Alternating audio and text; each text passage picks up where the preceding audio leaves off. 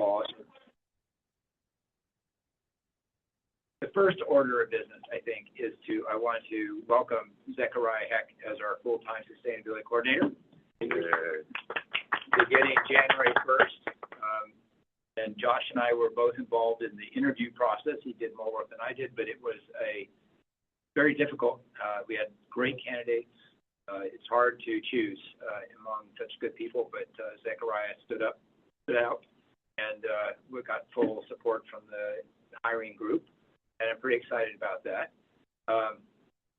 Especially having him full time starting January, because there's a lot to do and a lot of ambition in this group. So, Zechariah, do you want to say anything? I know you've been helping us out, but I'd love to give you a chance to say something. Yeah, I appreciate that. So, yeah, very excited to join the team. I appreciate you all with the part-time nature that I've been in this role on a rotational assignment. I haven't been able to do everything that I'd like to in terms of supporting the sustainability board. So the new year, I'm jumping in with 2 feet and look forward to improving some things and making sure we work with agencies to get you all materials well in advance and figure out IT issues. Yeah. Great. I'm excited. Yeah. Any other comments from the committee? No, just delighted to have you on board, and I can't wait till you can have the time to focus. And I think it's a great time. I think we're trying to reset priorities and focus. And so while you may not have an extensive history of where we've been, Ellen certainly can tell you, and Rex can certainly tell you about where we've been if that's needed. But I think we really just need to look forward. So I'm excited. We've got extra horsepower on this lovely board. And maybe that's the segue to introduce our new board member here. I also just want to say, really excited to have you on board. And whatever we can do, I'll speak for everyone, whatever we can do to support you. Yeah. Yeah. I incorporate that too. I love being a sounding board, removing emotions and, listening and giving perspective. I love to do. And so just to keep that in mind, I'm assuming others on the board are the same as well. Your position is really important, and we want to make it as successful as possible. Great. Thanks. Anita has something. Yeah, I just wanted to say, super warm welcome and all that stuff. Also, when people are speaking, it would be great if you could identify who you are, especially with the audio the way that it is. I can't really tell who's speaking unless it's Proudfoot, because I recognize his voice. So it would be great.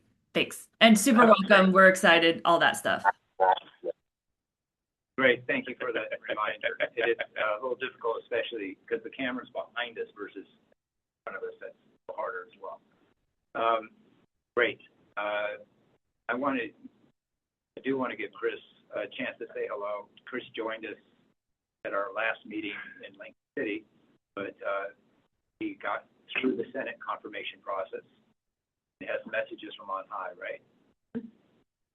Messages from the Senate. Yeah. Yeah. No, but you went through the hearing process, and you just, again, welcome, but a few words from you. Start off, Chris Enlow, live in Portland, Oregon. Really excited to step onto this board. I love consuming lots of knowledge. I love steep learning curves, and my capacity and experience kind of working in sustainability through the lens of corporations for a bunch of years and global supply chains and doing things like eliminating PFAS for intentional and unintentional contamination in supply chains. I've done a lot of work on kind of a class approach to chemical management. Procurement is something I'm really interested in, honestly. And I do consulting work independently now. And then I spent about 10 years working in nonprofits from the social services side, kind of similar to Oregon Food Bank, but out in South Carolina, and then doing community work and technical vocational training in Jamaica as well back in the day. So really excited to be here, and then just close it with I love seeing around corners and dreaming of what we can do in the future with things that can actually take shape today. Again, on behalf of the committee, welcome, Chris. Thanks to Rex Yeah. for encouraging me to go down this path about 18 months ago. We'll see in the future, see if you still like it. The other question I have, we had another potential member coming on, I think it's going through the process, I don't know where that is. We know, there was, the governor's office was trying to fill another spot, and I don't know where they are in that. Yeah, there's a couple open positions that have been in, working with the governor's office. So no updates yet on how that's going. But the next opportunity for Senate confirmation is in February. So we'll hopefully have several people that look forward for nomination. And is the governor's office still looking for candidates to kind of consider? And is there a certain theme that we want to look for an archetype of their skill set or their experience? Or Yeah, good question. I think the governor's office, and from my perspective as well, very interested in needs the sustainability board members have for new members in terms of representatives or areas. In my opinion, increasing our geographic diversity across the state is important. We've been in touch with some people by the Cascades, and we'll see how that comes to fruition. And then in terms of natural resource background, connections with our tribal nations in the state, I think, are important. So those are some things that come to mind. okay, that makes me think of it. And the process is finding out if someone's interested, have them check out the website, what the job description is for this, and then go through the governor's executive appointments process. So the website for the governor, there is a link there about how to fill out an application, as you probably remember. Again, that's some people that direction. And if they have questions, I'm sure Zachariah will answer questions, I'll answer questions. Okay, yeah, because People are interested. I know geographic diversity, maybe I'm not totally serving, but there are two people that would round out the rest of those experiences that immediately. Okay. Off the I-5 corridor. Yeah. Well, Serena is still on the board. I don't know where she went. I didn't see her note today, whether she was joining us or not. I'm here. Oh, you are there. Which, your phone, do you have a 503 number? Yeah, well, I lived in Portland for a long time, but I've been in Bend 12 years. Okay, there you are. Okay, I see. Mhm. Great. Sorry, I just didn't see you up there, Serena. Thank you. All good. So, all good. All right. So next point is here to take a look at the agenda. And we have a set of presentations here. I believe we did receive some of the materials that are from the Travel Oregon Department of Energy, and TLCD.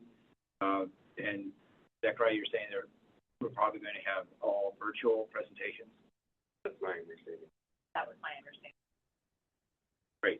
And the other question I have about the agenda today, did we hear back from the secretary if he was able to join us at the other 503 number? That's your cell phone. That's my cell. Oh, I just can't see who else is on the other side there. Yeah, Jenny, can you go to Hit that arrow and then and see if who's add more space to our gallery? And nobody from the Secretary of State's office looks like they're not logged in. I will reach out to Rico and make sure he's good.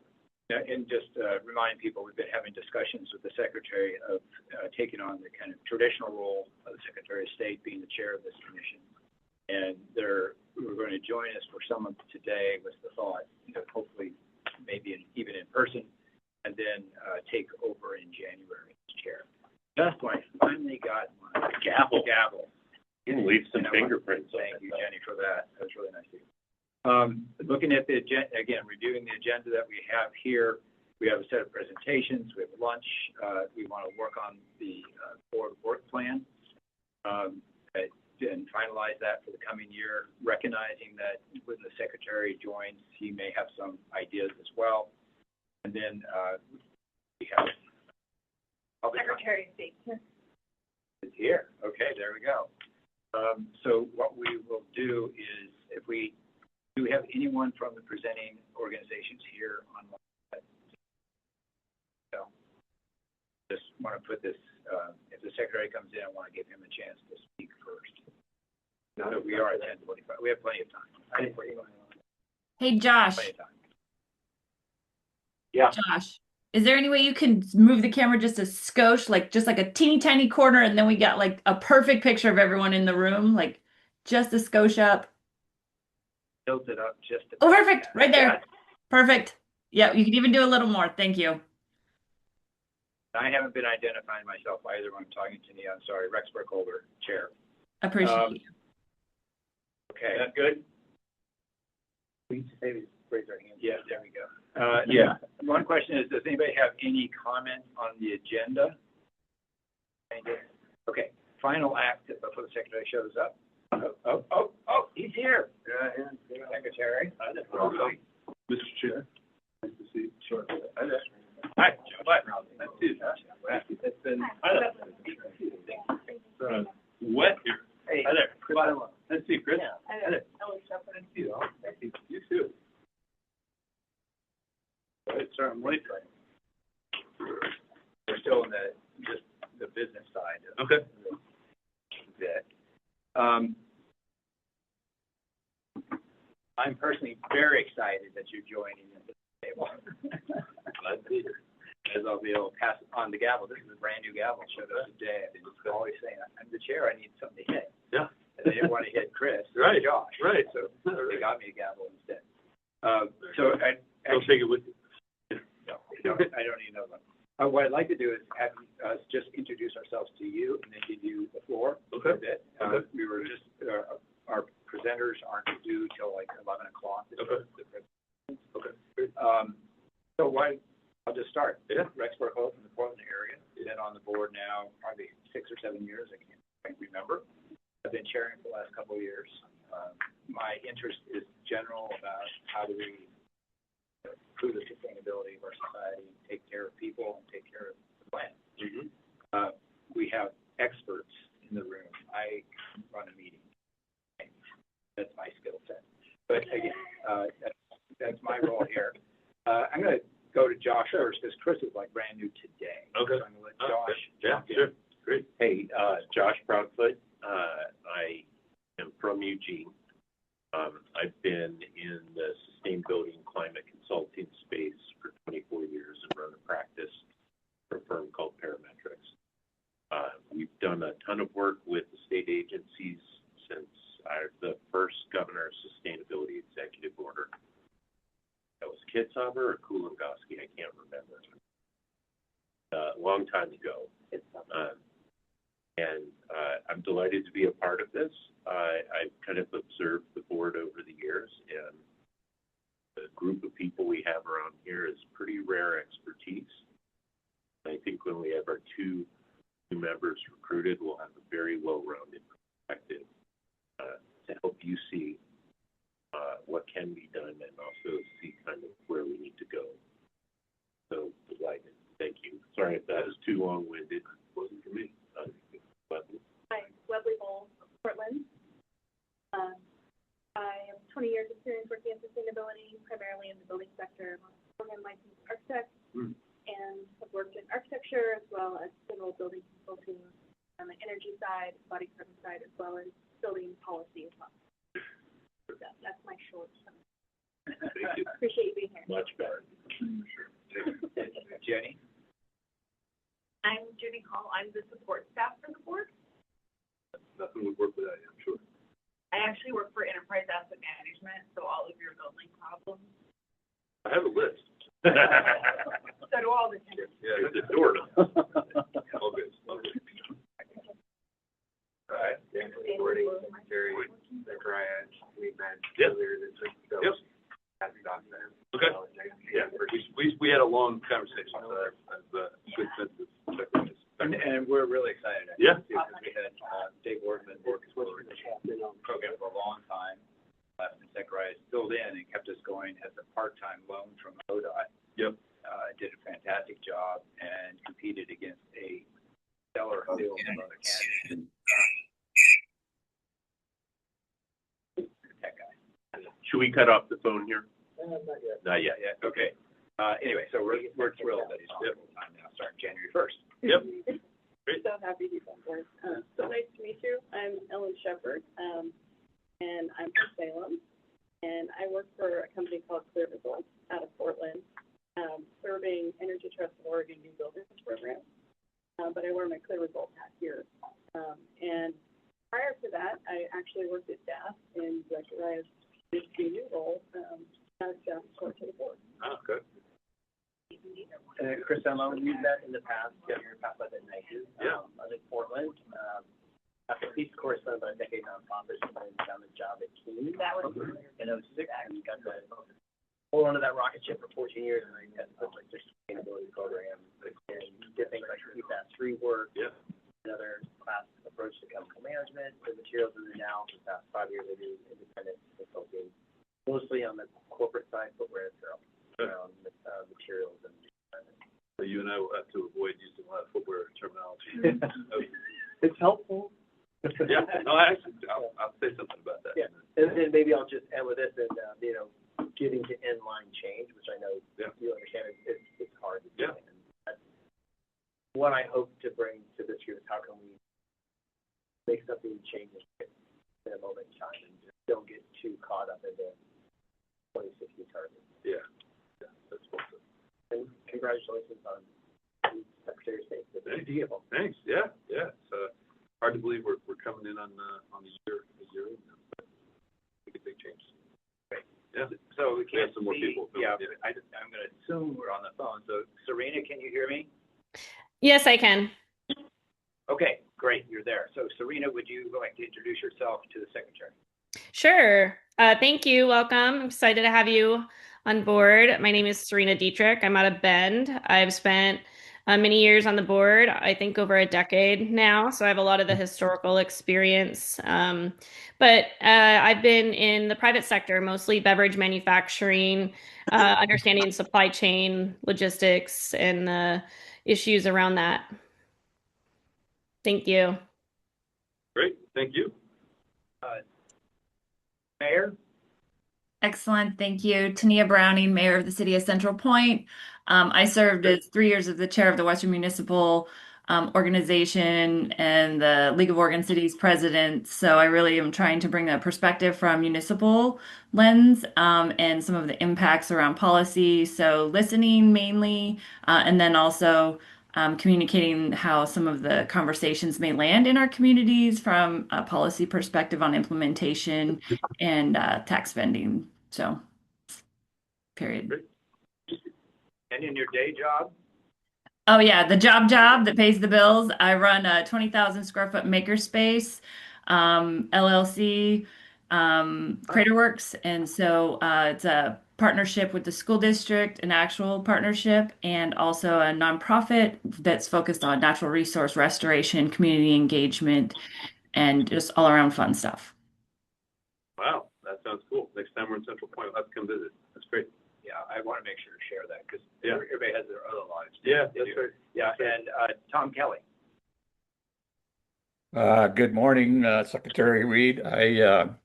Well, you know me, but I'm the owner of Neil Kelly, and but I'm retired mostly from day-to-day work. And related to all this, I serve on the board of the Oregon Business for Climate, which I was founding chair of. I'm excited to be able to work with you going into the future. Thank you. And I think that is everyone. Testing my memory. Yeah. We still can't see your faces. Yeah. We're still working on that. Yep. So I want to turn it over to you, Yeah. Secretary. And again, this is a traditional role. The Secretary has been serving as the chair of this, been off and on for the last eight. And so it's great to have you back. Yeah. I'm looking forward to hearing what your priorities might be mute the speaker so they can Yep. try the TV. Yep. Yeah, Okay. very smart. Oh, he probably has my hand. Secret code. Yeah, I Probably don't know wants how to to look do at my face. To read your reference. Yeah. Okay, so I'm going to mute it. Is that it?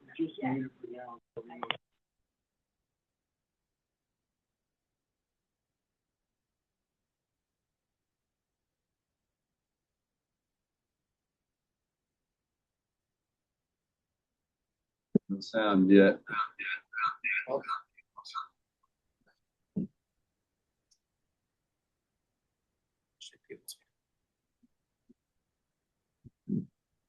Just have to keep talking, filibustering, seeing if there's any reactions from the people on the screen. It's picking it up. I could see it picking up. So, If you can hear us, can you give us a thumbs up? Oh, wow. Perfect. Okay. Can one of you talk? Shannon, could you say something? That pro, she's gonna unmute herself first. There we go. I am unmuted. Yes. No, Can you hear me? No, we can't hear you. we can't hear you, unfortunately, Jan, so. That's where No. it's on this end. I wonder if it's because you've got a call going on instead of. Well, he's logged into the meeting from his phone. It's not the audio set up on the meeting. Oh, okay. So nobody's calling into that phone number. No. All right, I think you can disconnect from your phone from the meeting there. we're almost there, we think. That's my laptop. I want to make sure they hear Yeah, you. yeah, no, I appreciate that. Here's something important to say. That fruit sounds nice. Good. Yeah. Oh, we'll get some. Yeah, the pineapple's right, berries are sweet and fresh. That's good. And in December too. I know. Grapefruit too. Yeah, gotta be something.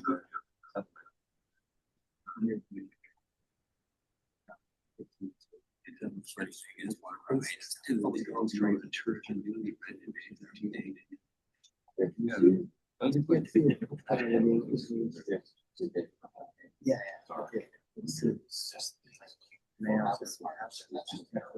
Although I looked as I walked in, I can see what, 1980 was the original. Oh, 1980. Yeah, but you were close. You were close. Yeah, I only know that because I saw the sign. Beautiful.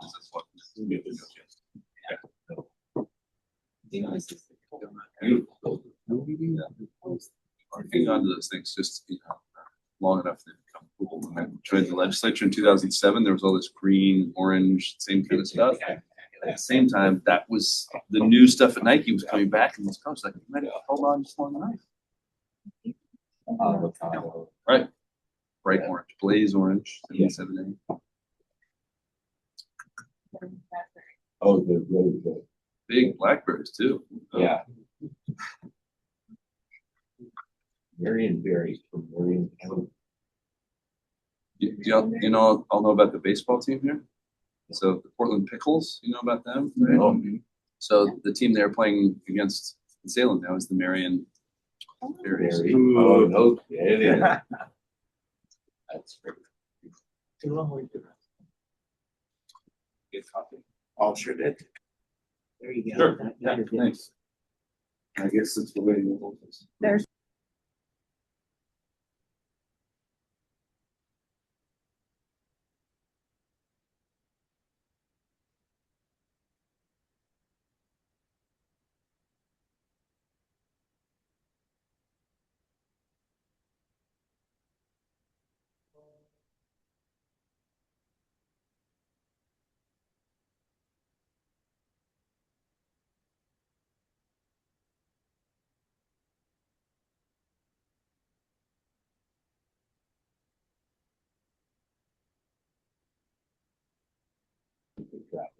We had a great drive down here in the Pouring Down Rain. I mean, we could just log into one computer and just sit. Old school. Yeah. It's not that many. Yeah, but we have all these people up here too. It would be better if this was actually a Teams meeting. On there. Zoom inside of Teams. Yeah, but like. Could we reissue an invite? That might make it a little bit easier. If we could. Whoever doesn't have Teams, you just have to use the online version. Do we run afoul with?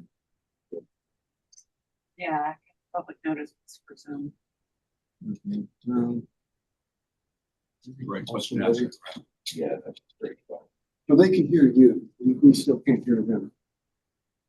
You can't hear us? No? Hey, Shannon, can you say something again? No. Can you hear me now? Yeah. Okay, but you can hear us. So should I call back in again?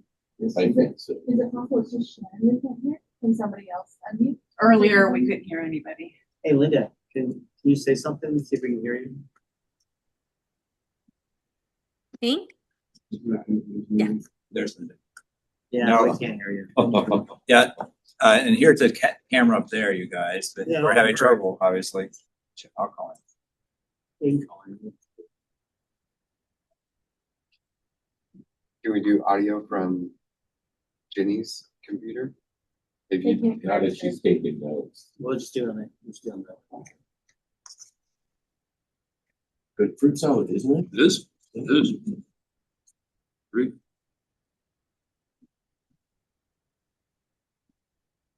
I don't know if anybody remembers, but the pineapples that we used to get had a sticker on it that said Jet Fresh.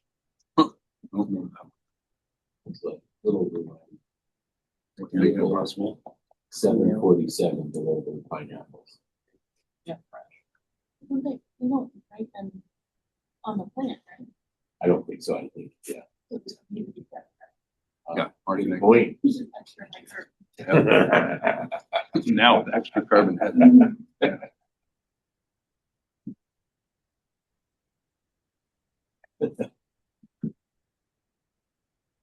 Oh, just cut me off. I'm sorry.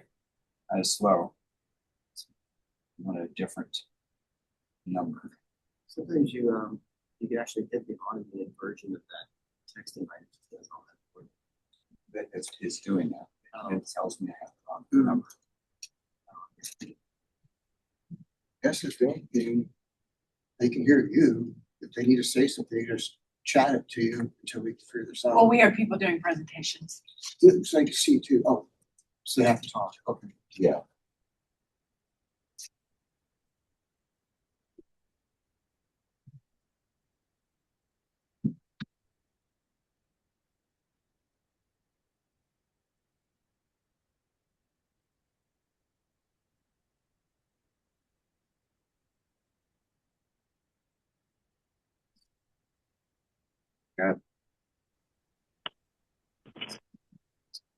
can somebody speak on the phone or on the? Check 1 2 1 2. Check check. Are you in now? Okay, I just Nope. got the meeting too. I don't need to be. Right. Right. All right. We are passing this. I'm turned off. We turn off the speaker, but we don't the mic and the mic sound out of the TV.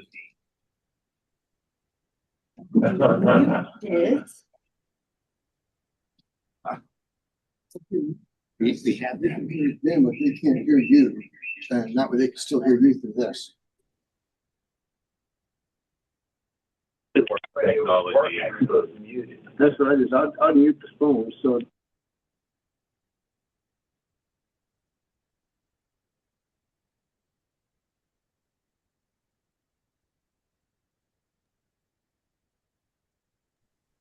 Can you guys still hear us?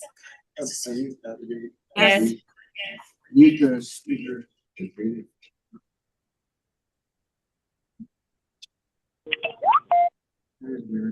That's Skype trying to get into Zoom. Yeah. Just leave on that. Yeah, you're hearing. Yes. Yeah, So whatever we got. we'll get it.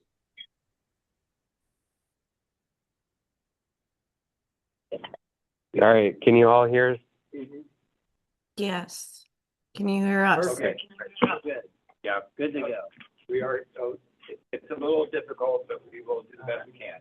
So I am just in the process of turning this over to the secretary to kind of give him some time to say some words before we start our presentation. Okay. Well, we're good. Yeah. Okay.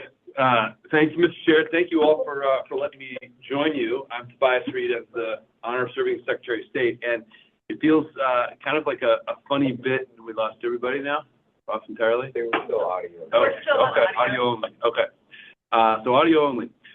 It's a funny bit of continuity here because one of the first bills that I wrote in the legislature as a member in 2007 was to make the Sustainability Board permanent. It existed, as many of you noted, as an executive order, but was set to sunset. And I thought at the time, and still think, it's an ongoing concern. So it's nice to now be part of the Sustainability Board. I think the sustainability as a concept, of course, all of you've experienced this too, is a word that means a lot of things to a lot of different people. I always go back to the definition that my college economics professors used, which was to say that something is sustainable if it is not constraining the available choices in the future. It was Don Negri at Willamette, and that has really stuck with me. So I appreciate the idea that we're going to not try to take on the entirety of the way that sustainability applies in the world, but confine that to the operations of state government. That seems to me that's more than enough.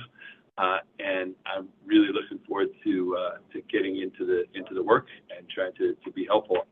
The good news for all of you is that it's not a single deal. You get a package here, and the upgrade is our Deputy Chief of Staff, Ricardo Lujan Valerio, who's here with me today, and will probably be our main point of contact in between meetings and that sort of thing. But I'm looking forward to the discussions, and you won't probably hear a lot from me today because I want to listen and get up to speed.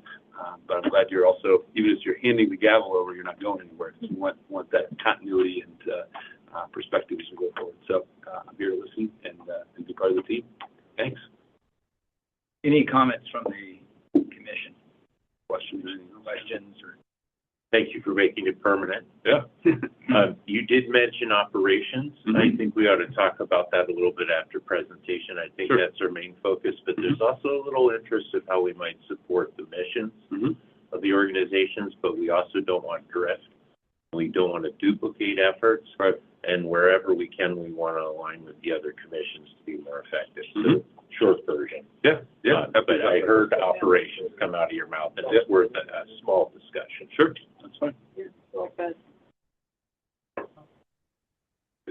Great. Well, and welcome aboard. A major part of our function is working with agencies around their sustainability activities. And part of that has been we developed a blueprint over the years that gives them guidance for developing plans and says, well, here's the important pieces, and make sure that when you are looking at your operations and your programs, look at how you affect the economy, equity, as well as the environment. I do know that in the last few years we've been focusing a lot more on the economic and the equity component, and also looking at encouraging agencies to look outside their doors and say, well, what are our actions, what impact our actions are having out there in the world? Mm-hmm. And so the reports that we get, in which we'll be reviewing a few today, answer those kind of questions. Mm-hmm. And so our job is to, in this committee, as you've heard, has an incredible amount of expertise, and is to provide supportive, but not always, let's say, supportive, but also critical in the sense of saying, there's something you've forgotten, or here's something you can do to improve this, or we'd like to see more information on X, Y, or Z to make sure that we're reaching our goals as a state. And then again, this is something for future conversations. We're going to be talking this afternoon about work plan for the coming year, which definitely we want you to weigh in a lot on and bring your ideas to. Sure. But it's also that one of the charges in the Sustainability Act was to promote sustainability in communities throughout the state. Mm-hmm. So there's actually a legal role of this group to talk about potential legislation, to support legislation. It's something that there's opportunity there. So, Mm-hmm. So with no further ado, even though we are a little behind schedule, not too badly, and still a little struggling with our technical stuff, which I apologize to everybody on the other side of the camera, would like to have our first presentation, and I believe our first presentation was going to be the Public Utility Commission. And have we, Not sure if they're. we haven't heard back from I them? don't think I see anybody online. Okay. So that would be a future, we'll get back to them and get them back here. And then the next one we had on here was Travel Oregon, and unfortunately, I can't see if they're here or not. I am here. Great. So if you've been listening in, you've probably heard our introductions of the committee members. Were you able to catch that? Unfortunately, I just jumped on. I thought I had a few more minutes, so I missed that. I apologize. That's fine. So what I'd like to do first of all is just do a quick round. And so the members of the committee can identify themselves to you, just to where we come from, what our interest areas are, and what expertise we bring to the table. But first of all, would you introduce yourself? Absolutely. Good morning. I believe this is Chair Burkholder. I can't see a title, but and members of the Oregon Sustainability Board. My name is Sarah Watson. I'm the Chief of Staff for Travel Oregon. Thank you, Sarah, and I apologize for not identifying myself. I am Rex Burkholder, the chair. And I'll start with the introductions to myself. I am from Portland. I've been in public office as well as been an advocate for issues from environment to social justice for my life in the Portland region. And been on the committee now a number of years and chairing for the last few. So I'm going to pass it to my left this time, and then we have some people on joining us virtually as well. But Chris, would you start? Good morning, Chris Enlow, Portland, Oregon, and I am 31 minutes into my first Oregon Sustainability Board meeting, newly nominated, and I work in supply chain, environmental consulting within footwear and apparel. Hi there, Ellen Shepard from Salem, and I work with Clear Results, supporting new construction, major renovations of government buildings for utility-based incentive programs. Yeah. Go around, Zechariah. Hi, Sarah. This is Zechariah Heck. I am currently ODOT Sustainability Program Manager and the incoming Sustainability Officer for DAS. Jenny? Jenny Hall, I'm the support staff for the board. I emailed all you guys about your presentation. Leslie Bowles, Portland, Oregon. I'm interested primarily in the building sector, operational and embodied carbon. Josh Proudfoot, the Director of the Climate and Sustainability Management Practice for Parametrics, formerly known as Good Company, now part of Parametrics. Tom Kelly?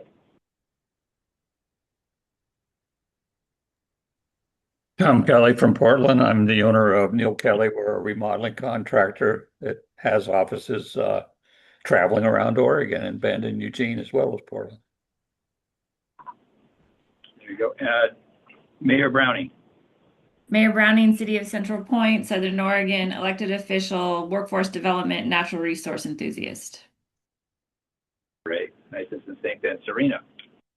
Hello, Serena Dietrich out of Bend. I work with the private sector, mostly in beverage manufacturing and logistics.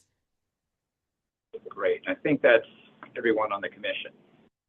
So Sarah, would you like to, we got your document. Unfortunately, I don't think we have the ability to see a visual presentation because we're having technical difficulties. I wonder if you could, wing it. Send you on the radio.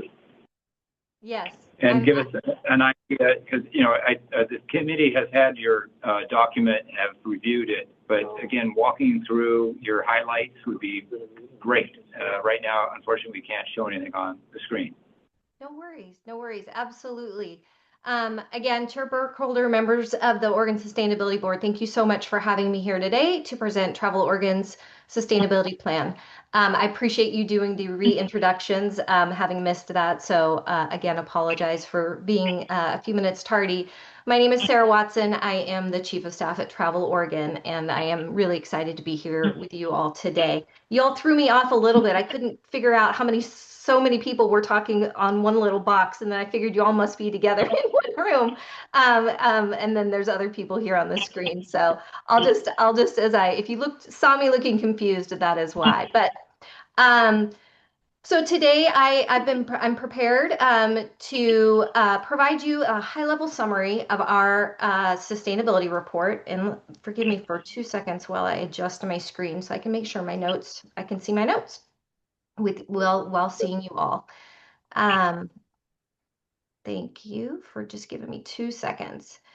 All right. I'm here to provide high-level review of our sustainability report, which outlines how Travel Oregon integrates environmental, economic, and social sustainability into every aspect of our work, which supports and uplifts Oregon communities and encourages sustainable visitation practices in every corner of our state. It felt important in the report to start by sharing a bit of history about Travel Oregon and how our funding is established, as well as highlight changes to our agencies and programs that have happened in 2007.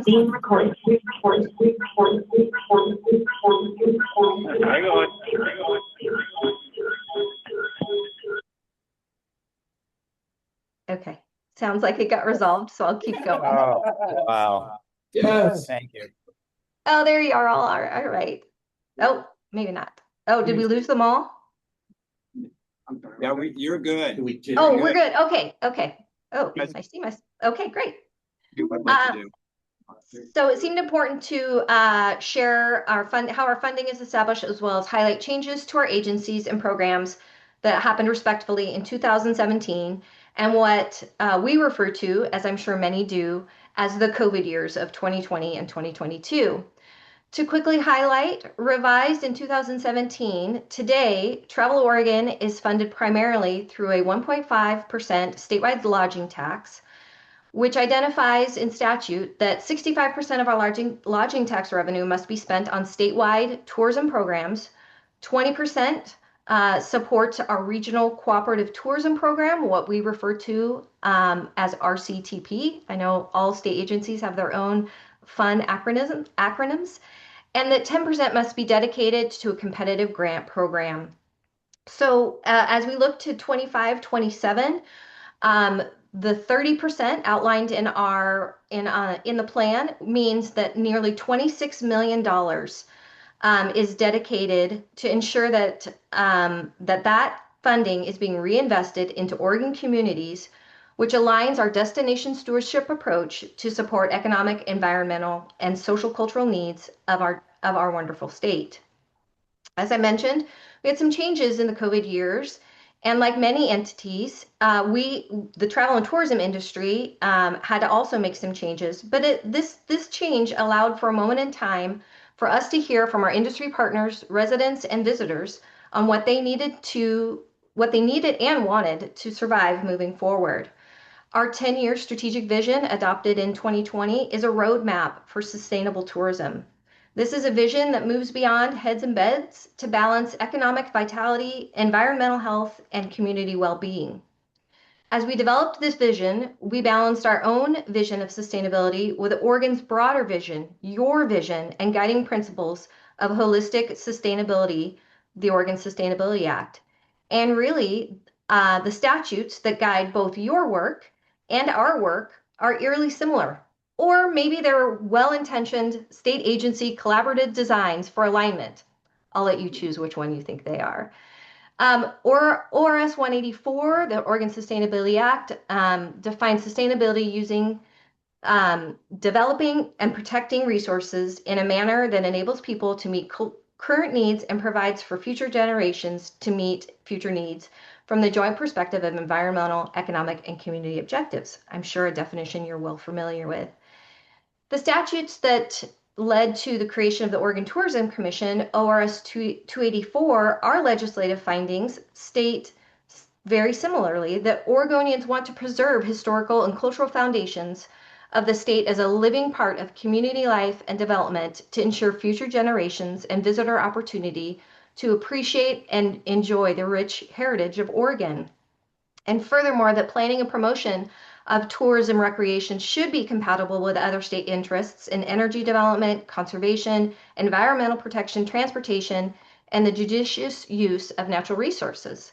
So as most agencies do have their own lingo for speaking about their work, our destination stewardship approach uses three lenses to view our work that very much aligns with the state's definitions of sustainabilities. Ours being prosperity, racial equity, and regenerative tourism, and of course the state's being environmental, economic, and community.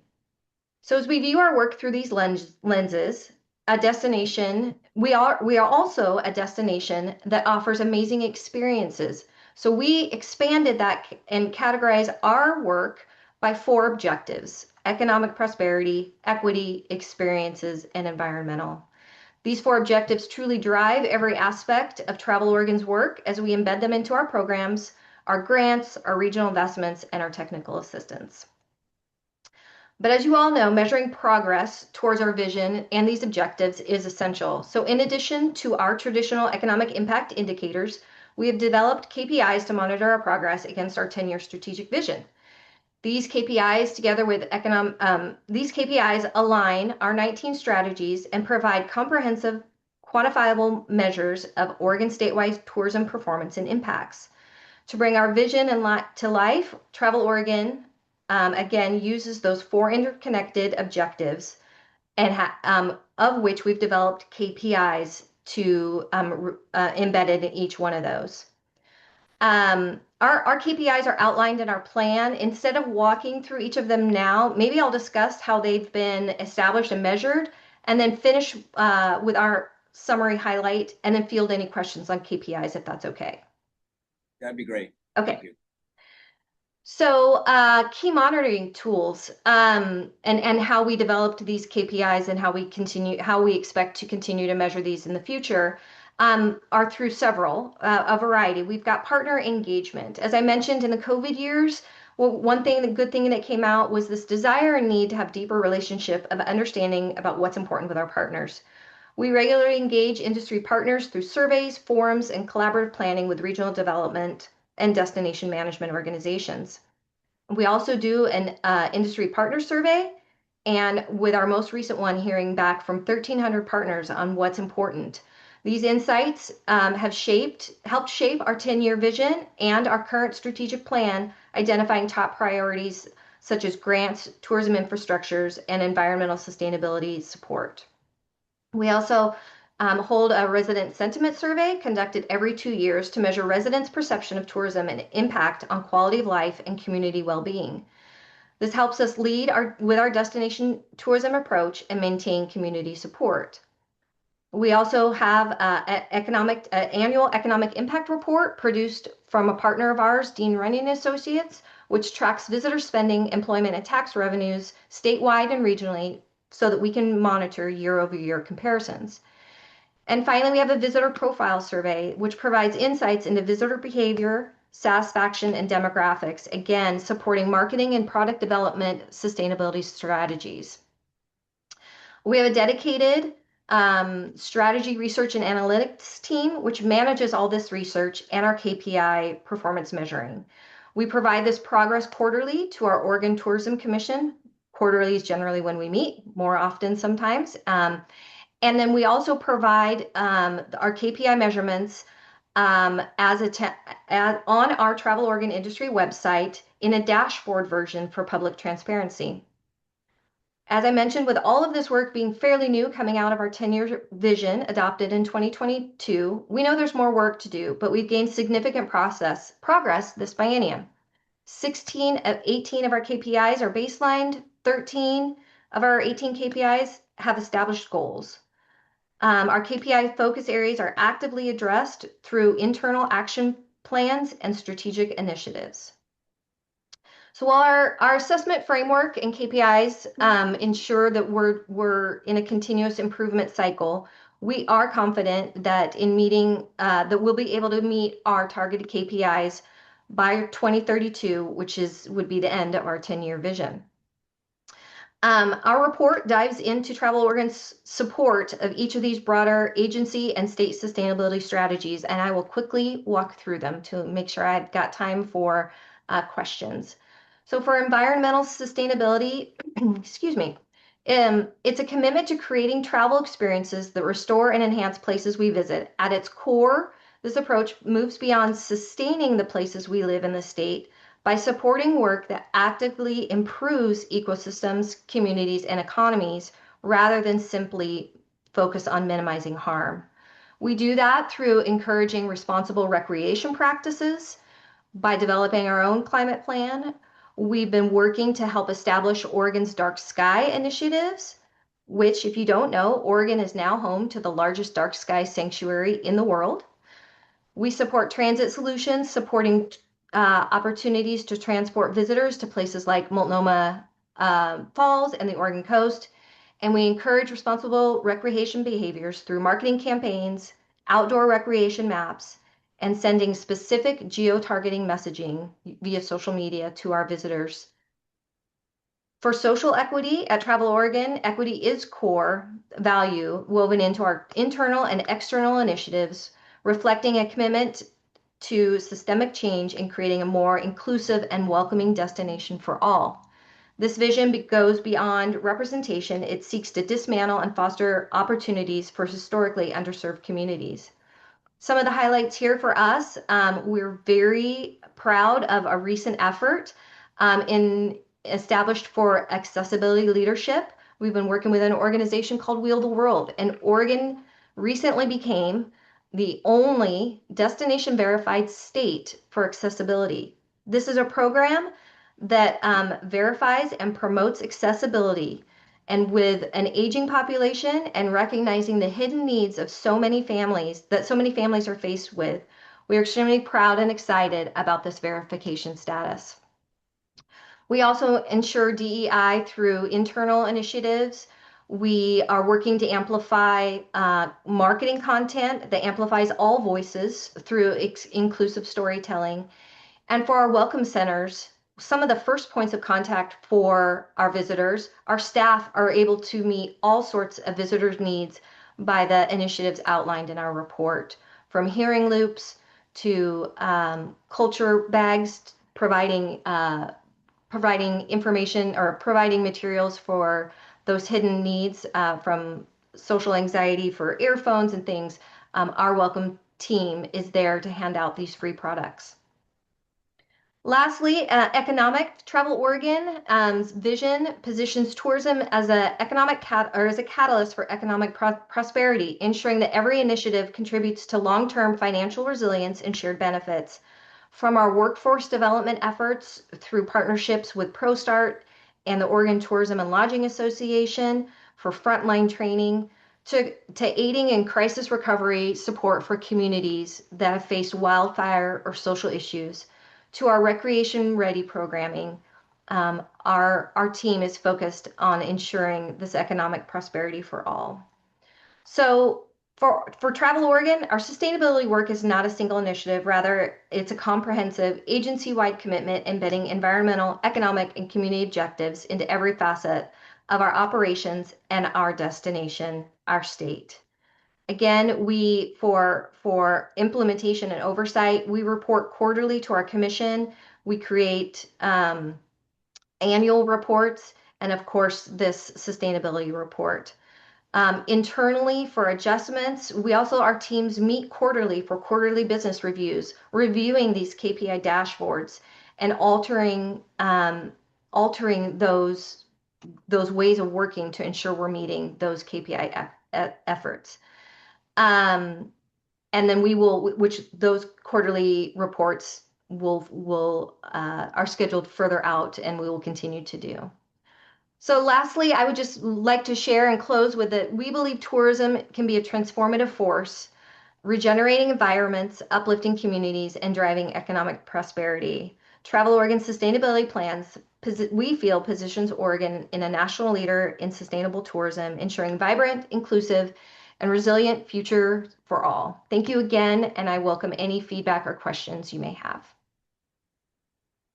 Thank you, Sarah. That was a great presentation, and I appreciated the work that you gave us in terms of written ahead of time. It's really great to follow that. Double check on your KPIs, all that kind of stuff, the dashboard. It's really interesting. What I want to do is open this up to the members of the committee if they have some questions from either your presentation or from materials that we received already. Great. And if no one's going to jump in, I have questions. Okay.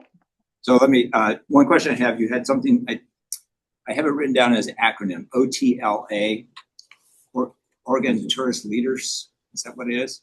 Yep, Oregon Tourism Leadership Academy. It's a joint effort with the Oregon Restaurant and Lodging Association, and we really see this as a workforce development effort. It's an application process to get into the program, and then it's, I believe, a year-long process of working through what does it mean to help develop, ensure that our people that are working in the tourism space, especially with maybe it could be frontline workers, it could be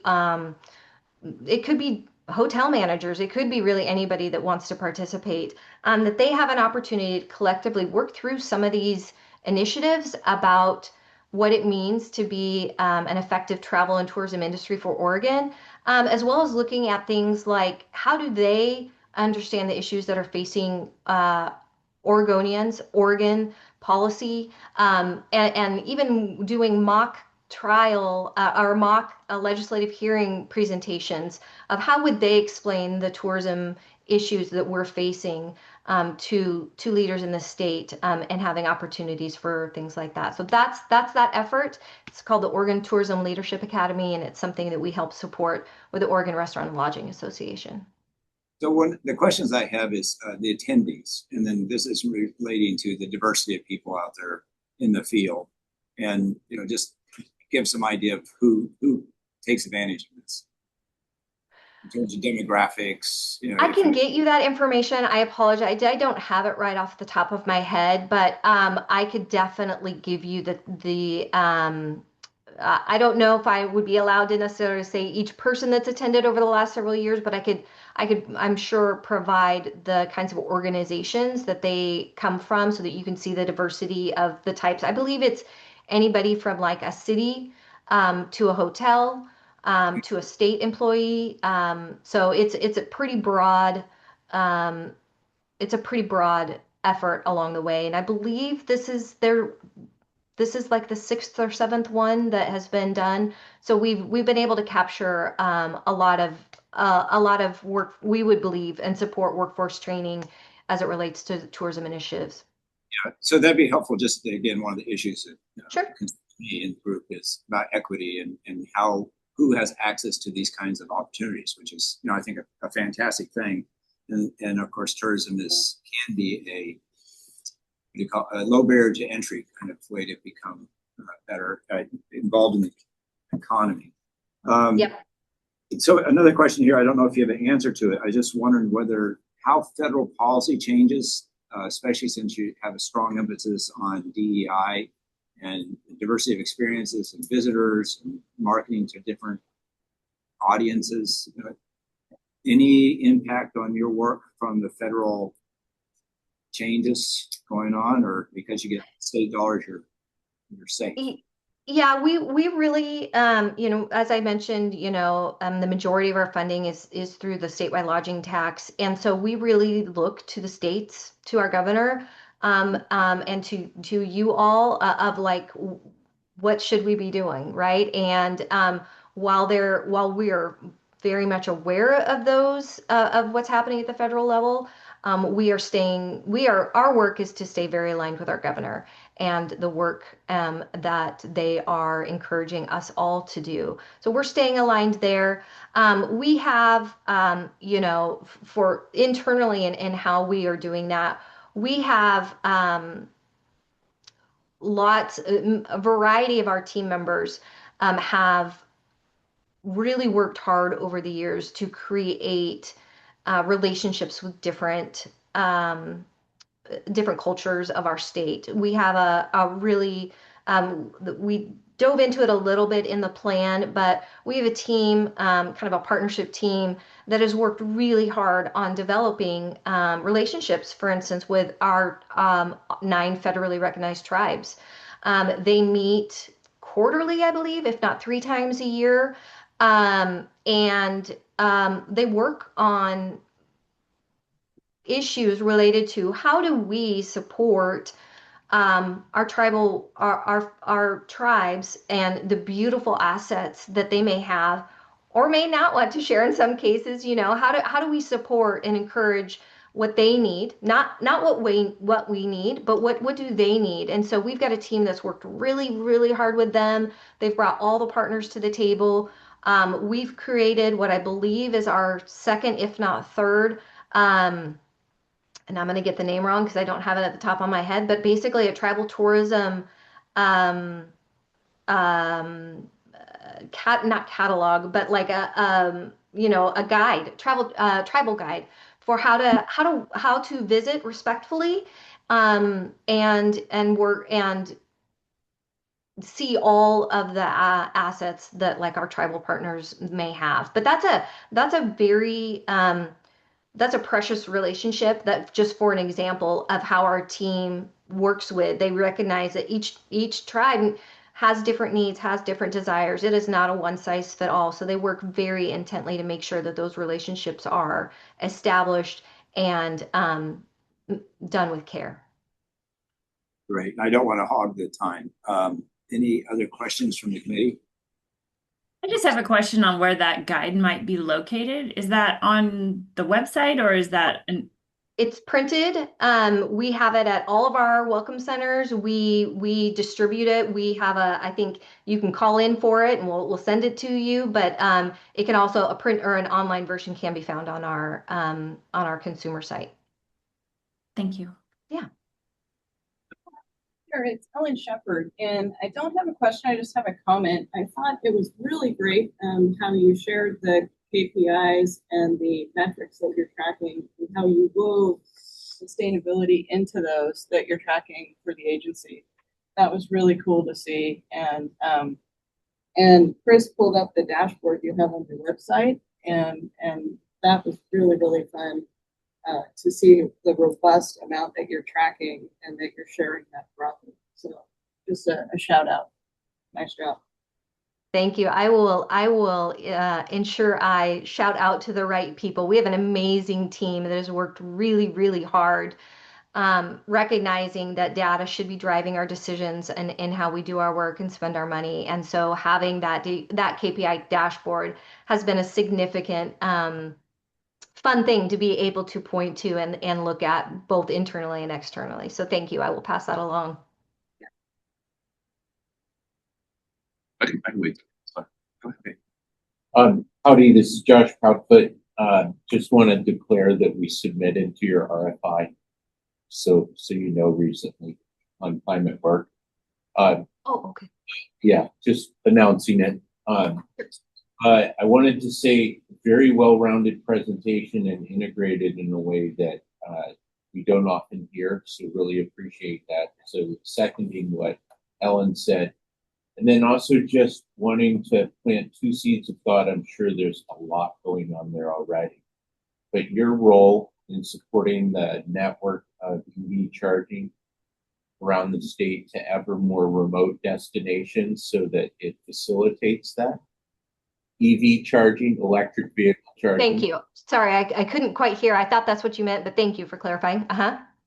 And then also just just an idea from some ocean plastics works we did where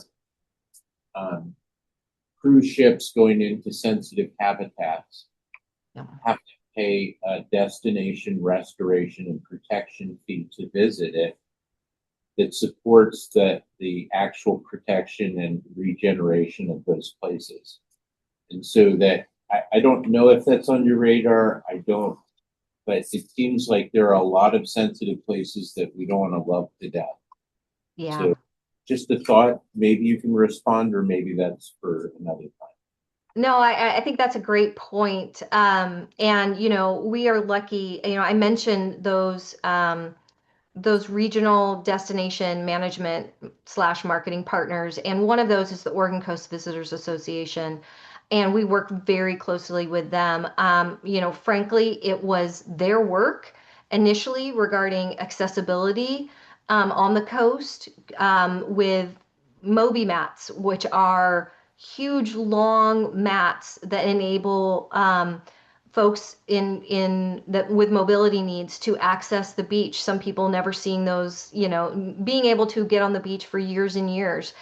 So we work closely with our partners like that, and I'm sure I would be happy to bring that point up because our habitats, our ocean environments are very important.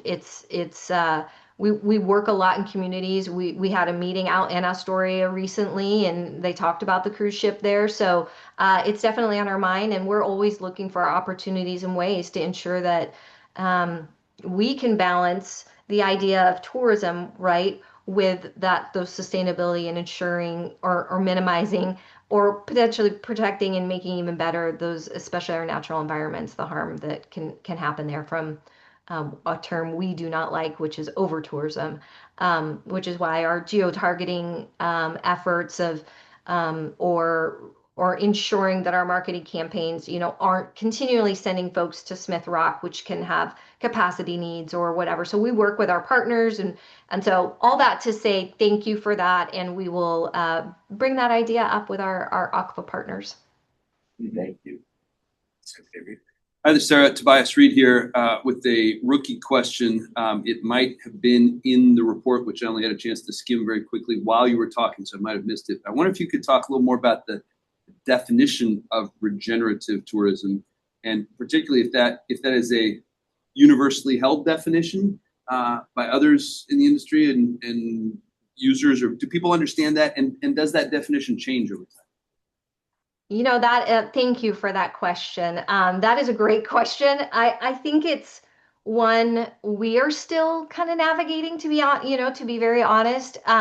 Regenerative tourism can mean a lot of different things to a lot of different people. We've evaluated and scanned, and the organization that helped us with our 10-year vision was an international firm that really recognized that this regenerative tourism idea and model was something that was out there. And so from looking to partners in Europe that do it really well to trying to navigate, what does that mean here to us?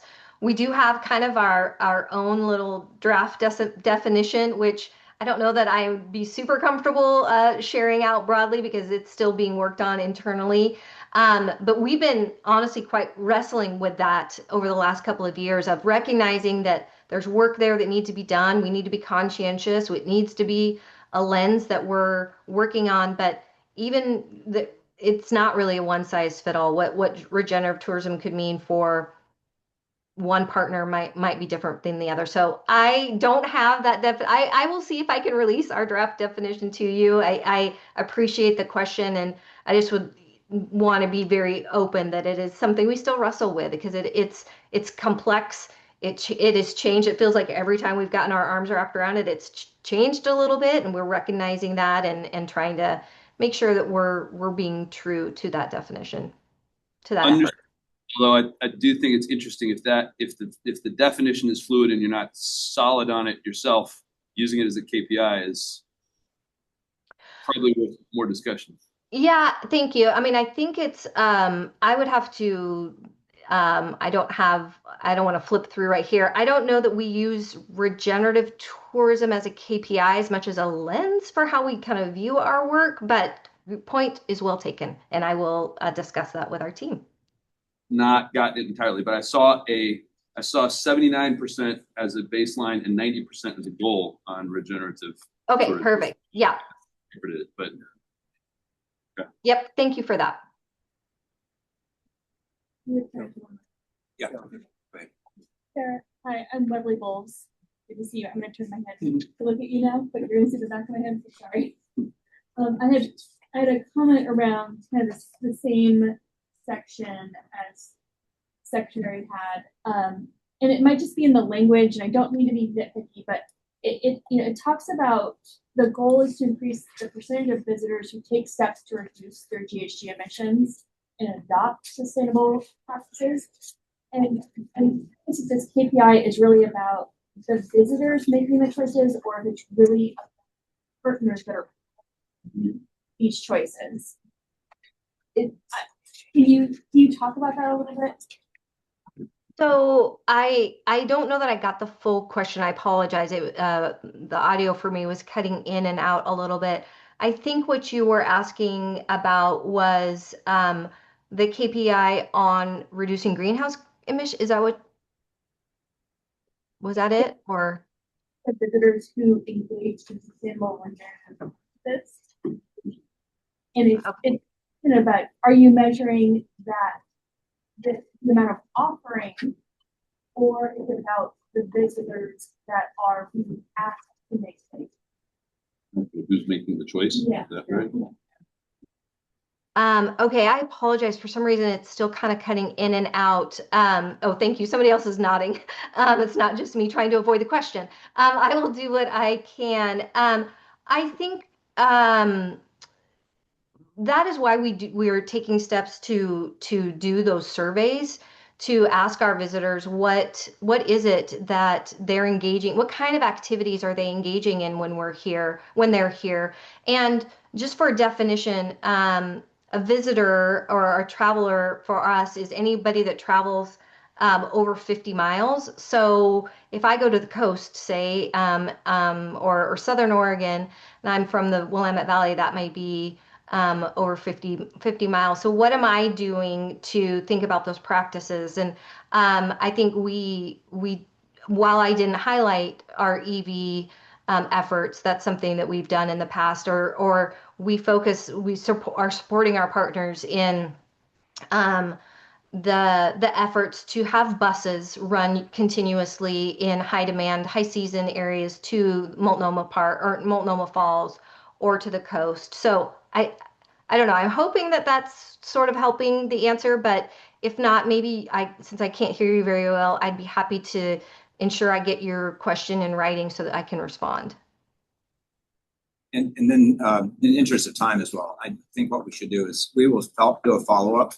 And I want to thank you for the presentation and the materials, but we'll do a follow-up and send you a set of questions and make sure that they're nice and clear, and so we don't have audio problem. And get them to you and do that. And we need clarification, we'll be back in touch. Perfect. Okay. Well, I'm where the microphone is, so I can yell at the microphone. Or not yell, wouldn't that be great? But again, I want to thank you very much, Sarah, for joining us today. And again, I think people in general were very impressed by the report and look forward to completing. I know you have a climate action component coming forward, and that means something really exciting to see in the future as well. Well, thank you so much for your time today. This was really a fun project to put together, fun plan to put together to really see how, really ensure we're able to share with you how our work we feel supports the work of the Oregon Sustainability Board. So thank you for your time today, and I look forward to receiving those questions so that we can follow up and get you the answers that you need. Great, thank you very much. Okay, thank you so much. Yeah, and we're just letting know people on the screen, we did have difficulties in terms of our technical, so we were a little behind schedule, but I think we have plenty of time to get our presentations done before lunchtime comes around. Or we'll delay lunch. So no more questions. Yeah, right. I'd get away with that. I think the next on the agenda we had Oregon Department of Energy presenting next. And we did get a report from them as well that we had a chance to review. So, and I'm trying to see, my eyes aren't good either. Is it Diane? Diane? Oh, yeah. Danae? Danae, thank you. Okay. I'll start us off. Good morning, Chair and members of the Oregon Sustainability Board. My name is Linda Buress, and I'm an Assistant Director with the Oregon Department of Energy, serving as the Chief Operations and People Officer. Joining me today is Danae Hammett, our Finance and Operations Manager.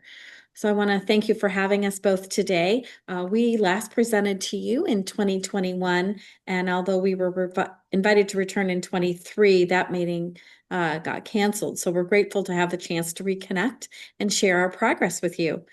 Before we talk about what has changed since then, I wanted to ground our update in who we are as an agency, because our history, our mission, and our long-term vision all shape the way we approach sustainability.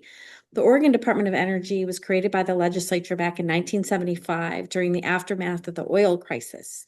And from the beginning, ODO was charged with helping Oregonians use energy more efficiently, reducing dependence on non-renewable energy, and supporting the development of reliable, long-term energy resources. And those early directives still guide us today. Our mission is a clean, resilient, and equitable energy future for Oregon. And our mission is to help Oregonians make informed energy decisions, promote sustainable and efficient energy use, and lead by example through responsible agency operations.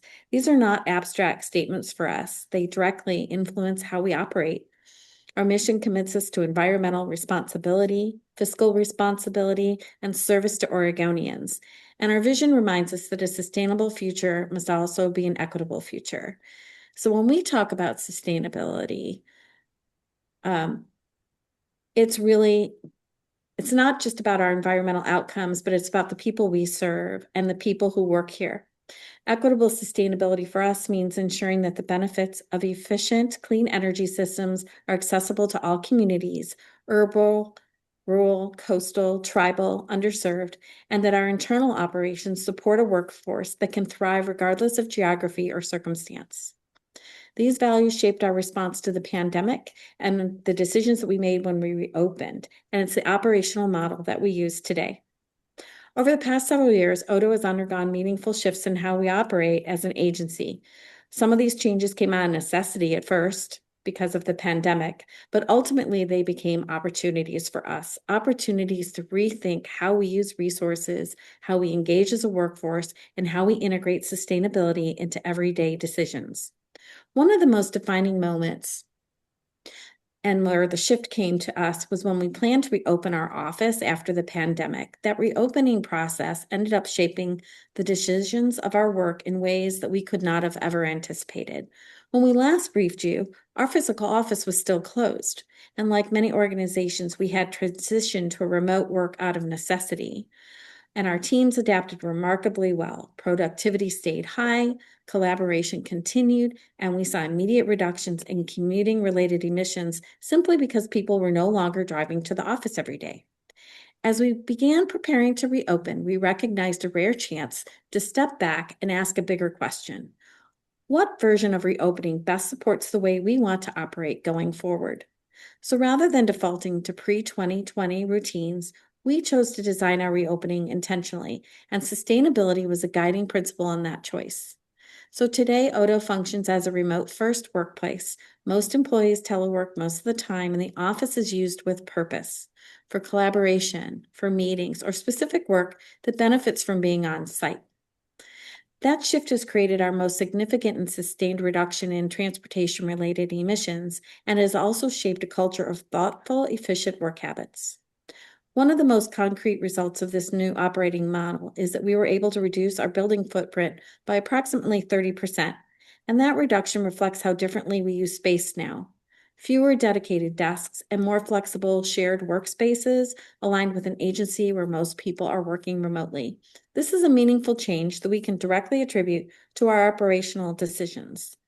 Reopening also pushed us to reevaluate what equipment we truly needed. With fewer staff on site each day, we retired a large high-energy copier and replaced it with a smaller, more energy-efficient model. We reduced paper storage and usage and continued digitizing records and workflows. So ultimately, this wasn't just an operational adjustment, it reshaped our culture. Staff plan their on-site time intentionally, think more critically about travel, and make everyday choices that reinforce sustainability. This became the foundation for much of what we've accomplished since 2021. To talk about this intentional shift and how it translated into operational success, I'd like to introduce you to Danae Hammett, our Finance and Operations Manager, who will also talk with you about our sustainability plan. Thank you.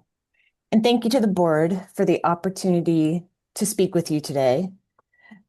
The remote first operating model that you just heard about created a strong foundation for sustainability, and many of our accomplishments since 2021 build directly on that shift.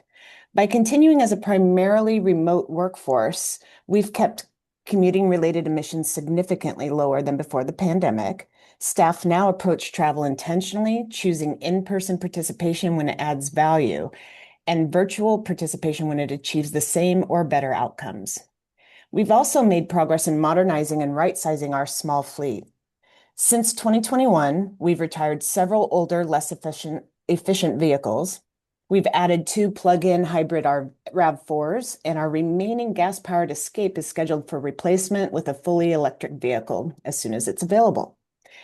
This steady transition reduces emissions from our Scope 1 fleet and supports more efficient, cost-efficient operations.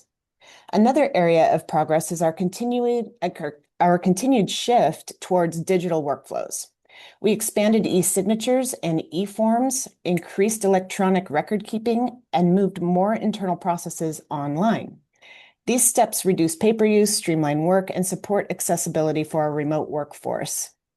Within our DAS-managed building, employees consistently use shared kitchenware, participate in composting and recycling programs, and these everyday choices reinforce a culture of stewardship across the agency. As we've advanced these efforts internally, we've also been mindful of the broader statewide context. Our work sits alongside 2 major framework documents guiding Oregon's long-term climate and energy direction: the Oregon State Energy Strategy and the Governor's recent Executive Order 2529. I'll speak more about those in just a moment because they help inform the focus of our sustainability plan. As we think about our sustainability work, it's important to understand our operational context. Odo is a small agency, and we're a tenant in a DAS-owned and managed building. That means our direct operational footprint is relatively limited. Even so, we did make progress in reducing our Scope 1 emissions by continuing to modernize our state-owned vehicle fleet. But the areas where we have the most influence and where our sustainability plan is intentionally focused are our Scope 3 emissions. These include employee commuting, business travel, procurement-related impacts, waste, and the energy associated with remote work. These are the areas where our decisions make the greatest difference, and they form the core of our sustainability strategies. 2 statewide frameworks also shape our direction moving forward. First, the Oregon State Energy Strategy, which Odo authored. The strategy outlines long-term pathways for Oregon to meet its energy and climate goals while maintaining reliability and affordability. Although the strategy is primarily focused on the statewide system rather than individual agency operations, it highlights key themes such as clean transportation, efficient buildings, electrification, and the importance of digital modernization. Our internal sustainability plan mirrors these themes by modernizing and gradually electrifying our fleet, reducing travel where virtual participation is effective, supporting digital workflows, and making thoughtful, durable procurement choices. So while the strategy operates at a statewide scale, we are aligning our internal decisions with the same goals we help the state pursue. Second, this Executive Order 2529. This order directs state agencies to modernize their operations in ways that support Oregon's climate and clean energy goals. It emphasizes transitioning to cleaner state fleets, improving operational efficiency, reducing unnecessary travel, strengthening digital services, and integrating climate-conscious decision-making across state government. Many of the changes we've already implemented, including our remote-first operating model, reducing our building footprint, and the ongoing fleet modernization and expansion of digital processes, directly support the expectations of the executive order. Our 2529 sustainability plan helps ensure that we continue aligning with these statewide directives in a realistic and meaningful way. Our sustainability plan builds on these lessons and statewide directives and provides a practical roadmap for the next 5 years. As a small tenant agency, our plan focuses on the operational choices we directly influence: how we work, how we travel, what we purchase, how we manage materials, how we design our digital workflows, and how we engage employees. The plan is grounded in principles such as leadership by example, practical stewardship, resource efficiency, equity and access, collaboration, employee engagement, and continuous improvement. Our work centers on 6 main focus areas: supporting a remote-first workforce and reducing commuting emissions, continuing that fleet modernization and reducing travel demand, and embedding sustainability into procurement practices, minimizing waste and encouraging reuse, advancing the digital efficiency and accessibility, and strengthening employee engagement and education. These priorities reflect where Odo can have a meaningful impact within our operational scope. As we look ahead, our focus is on deepening the progress we've made while staying aligned with the statewide expectations in both the Oregon State Energy Strategy and the Executive Order 2529. We see continued opportunities to transition toward a more fully electric fleet, further the digital workflows, support sustainability in remote work environments, improve our tracking of Scope 3 emissions as statewide tools evolve, and maintain strong alignment with the state's broader clean energy goals. So as you've heard today, Odo has taken meaningful steps to integrate sustainability into how we operate, from our internal reopening strategy and reduced building footprint to fleet modernization, digital transformation, and stronger culture of resource stewardship. Our 2529 sustainability plan builds on this foundation and ensures that our work remains aligned with statewide expectations, including the Oregon State Energy Strategy and the Executive Order 2529. We're committed to continuing this progress, learning as we go, and modeling practical, achievable sustainability within the scope of a small tenant agency. We appreciate your leadership in partnership in advancing sustainability across state government. So thank you again for this opportunity to share our progress and our direction, and we welcome your questions. Great. Thank you very much. Danae, make sure I can't see your name. Danae. Danae, that's okay. Danae and Linda, thank you for that presentation. So I'm going to open it up for questions from the committee.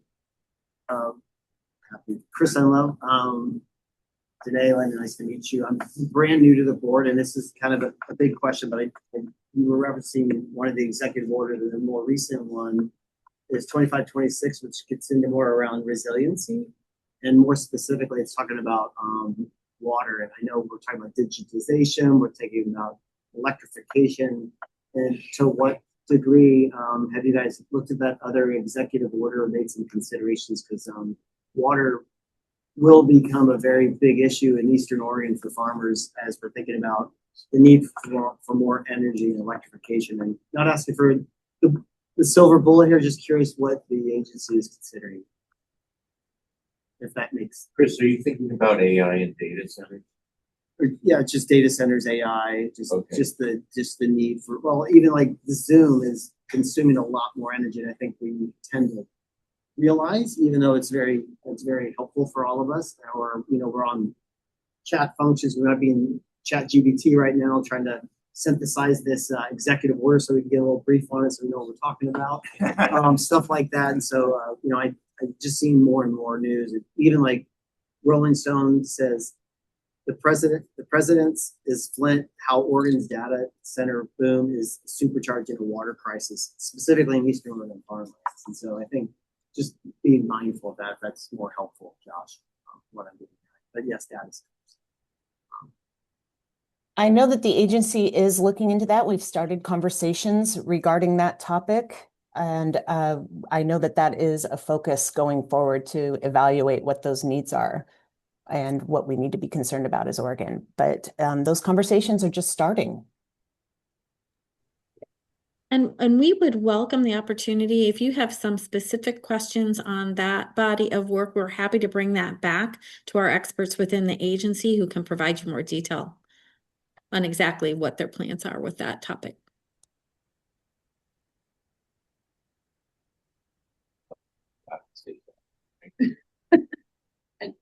And this one's a big one, big topic. Make sure you speak up. Yeah, we can't hear you. Hi there, this is Ellen Shepard. This is a big topic, and we'll definitely have some insights, but I think I'd probably rather provide some comments in writing later. Okay. Josh? Seed of thought. related to AI and grid capacity and generation capacity. They're going to be bottlenecked by power access. It's the biggest capital flow we've seen in a very long time. And I've heard a great idea of the only way to find the capacity to serve those new data centers is with megawatts, efficiency. And we're looking for a funding source for mass weatherization and efficiency upgrades in the existing building stock, which is well more important than whatever we build in the future for dealing with the carbon footprint. I keep hearing about these good neighbor agreements where a data center comes in and there's no energy capacity. So they create that capacity by weatherizing whole communities. I want to put that on your radar. I don't know if it's in the discussion, but it's a big idea and I think it's worth kicking around and I'm trying to promote it. We'll pass that along. Thank you. Great. I'd like just a couple comments. I do have a question too, before we move on to the next topic. I have my hand raised, but I'll wait. Go ahead. It's the screen's so far away, I have a hard time seeing it. And it's yellow, so it's probably hard to see as well, the little hand. I do have a question, if there are conversations, and maybe you can speak to it or maybe not, around generation from a federal level. I've been talking with some of our national leaders on some conversations around energy in that regard. And I'm just curious if there's where that overlap is when it comes to those policies or conversations at all around the generation needs for the data centers over in the Eastern Oregon area. Is that something that's no? We'll have to pass that along to the folks that handle our external energy work. Yeah. I didn't know if this was the right time, but it seemed like since we were talking about data centers and demand and alternative methods, that if there was a conversation, that would be interesting to see where it's at, who regulates that if it's not you all. And I know that we're doing a lot of state projects. I have not heard how that ties in with federal. So I'll have to get back to you. Okay, thanks. There are a lot of discussions that are happening at this point in time. We're working with our partners with the BPA, U.S. Department of Energy, etc. I think it would be best for us to get you in contact though with our program areas that will be able to give you some more information. But there is considerable discussion going on. Danae and I just would not be the ones who would have the details on that conversation. So we'll get you in touch with those folks. Thank you. Right. Obviously, energy is an issue of great social interest and to our society. And first, I want to address that you guys approach this from the operations of the organization, which is obviously you're hearing questions about programmatic stuff. But I do want to comment on your operational stuff. I think you did a really thorough job. I really appreciated the focus on the use of COVID contractors and in our businesses as well. And then the one question I had for you is whether you had numbers in terms of your percentage, say, of contractors that qualify for COVID. And then when you do outreach and engagement, what kind of communities do you reach with that as you try to make sure you have a diverse and comprehensive grouping? So it's just, if you don't have the information, it's fine. I think that's an area that I'm interested in. And then the other one, which I think I believe it a few years ago, we actually had the director come and speak about the Oregon Energy Strategy. And I didn't notice that was in the materials that are sent to us. And I said, oh, this is operations only. Programmatic is something the committee is interested in and has a stake in looking at. You can hear from the questions coming up, there are a lot of them are programmatic. You guys aren't the right people. So I think what we should do is look for a future invite to the director to come in and go into more detail about the Oregon Energy Strategy, which looks like it was just adopted this month or last month, according to what we have here. I didn't get a chance to review. I just noticed it was in there. And maybe Thank you. And we did speak with Director Benner about the presentation today, and because our sustainability plan is more related about operations, Danae and I attended today. I did have a discussion with her. She's very interested in coming to speak to the board about that in particular. So if you want to reach out to us with some available dates, I can help coordinate that. She's very interested in coming talk to this group about that. That's good news, and Yeah. it's this group is strongly interested in the bigger picture there on that. I would love to be here. Great. The strategy as well as some of their executive order implementation, it sounds like. Their piece of implementing executive orders. Absolutely. Follow up with the invite. It'll probably come from the new chair. Okay. Thank you. Or be one of my last acts here. Okay, great, because that's, again, incredibly important issue, and the group is very interested in that, and so we'll look forward to that component. But I do want to say thank you for the comprehensiveness of the report that you did give us for your operations. Any other questions from members of the committee? Oh, I did want to be responsive to your question, where you had talked about our outreach with communities across the state. We have a new community navigator position, and in her first 2 years in position, she held meetings in every county within the state of Oregon. So we really want to touch the entire state. And so we're really reaching out to the urban, rural, tribal, coastal areas, and much of our work supports communities facing higher energy burdens, communities in transition, communities preparing for resilience challenges. So our outreach is really about energy efficiency, renewable energy, and resilience planning that includes low-income households, communities of color, renters, manufactured housing residents, and rural communities that lack access to energy resources or technical assistance. So that has been a large focus area for us and something that we're very proud of. Again, I'm sure our director will be able to speak more to the outcome from those outreach activities. But that's something that we've really leaned into and been very engaged in the last several years. Great. Well, thank you very much. That's great news. Look forward to hearing what you found out. Those kind of conversations. Great. Thanks very much for joining us. Thanks so much. Thank you. Okay, our next presentation, we're doing pretty well here, is Josh Hardage. Is that right? That's correct. Okay, from the Department of Land Conservation and Development.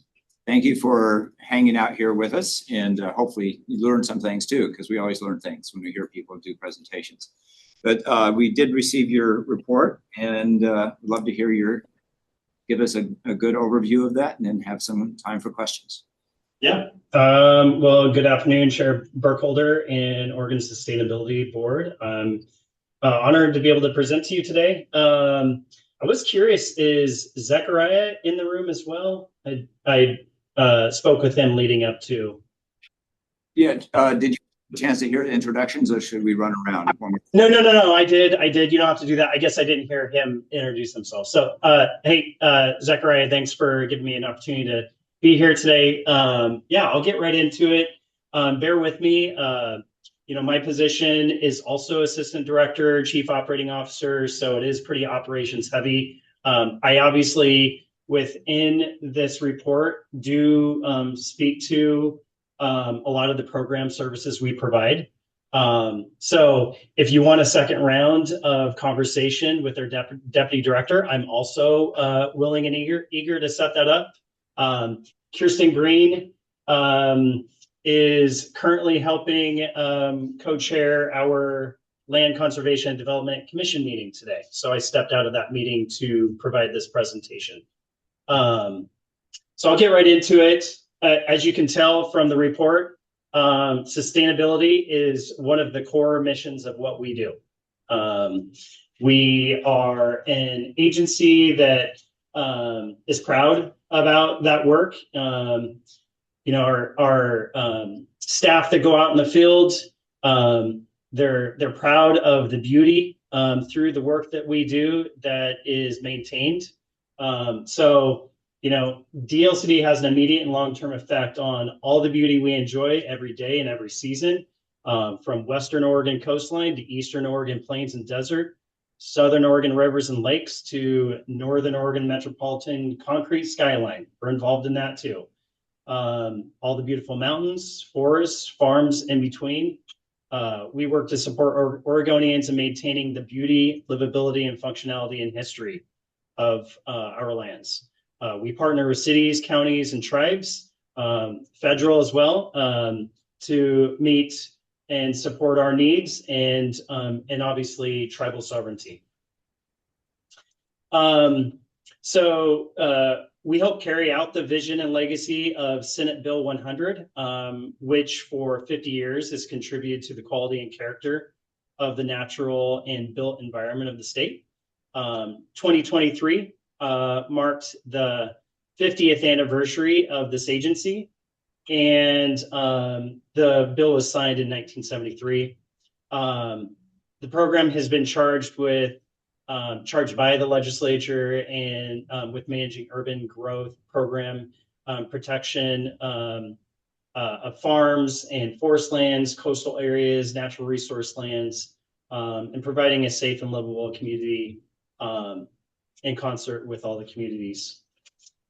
Our mission is to help communities plan for, protect, and improve the built-in natural systems that provide a high quality of life. In partnership with the local governments, we foster sustainable and vibrant communities and protect our natural resource legacy. When I joined the agency about 1.5 years ago, just before I came, we were at about a size of 70 staff. So we're a small but mighty agency. We're charged with a great responsibility, and we're proud of that. But I will say, through the passing of SB 1537, we've grown significantly. We've gone from 70 to within 1.5 years, we're now at just about 115. Most of that growth has been for the Housing and Housing Accountability and Production Office, which is obviously formerly Governor Brown and now Governor Kotek's one of their major priorities. And so that is something we're charged with in supporting communities figure out. Also, part of the growth, as you know, when you grow significantly in program staff, you need additional administrative staff to help support that staff. So we have grown, but probably one of our largest growth areas is our geographical information system team. They are doing amazing work over the past year, providing more data maps for cities and counties to better understand what land they have to work with and how they can plan around that. And so if you get an opportunity to check out our mapping systems online, we've got a lot of positive feedback about the work that our team's doing there. We are located at the Agriculture Building in Salem. We have offices in Portland, Newport, and we also utilize the Regional Solutions offices. Our Land Conservation and Development Commission, which is who governs this agency and our director reports to, includes 7 commissioners. And they're currently active right now making decisions. All right. So, as I said, my focus, obviously in my role, my charge is to help with the operational side of the house. So we've got several projects underway that is helping with the concept of sustainability. One of my biggest priorities, both forced, but also it's kind of a pet project for me, is going paperless. Like many, if not most agencies on the mall, our agency is in need of significant digitization. We've got piles of files and cabinets that never get accessed.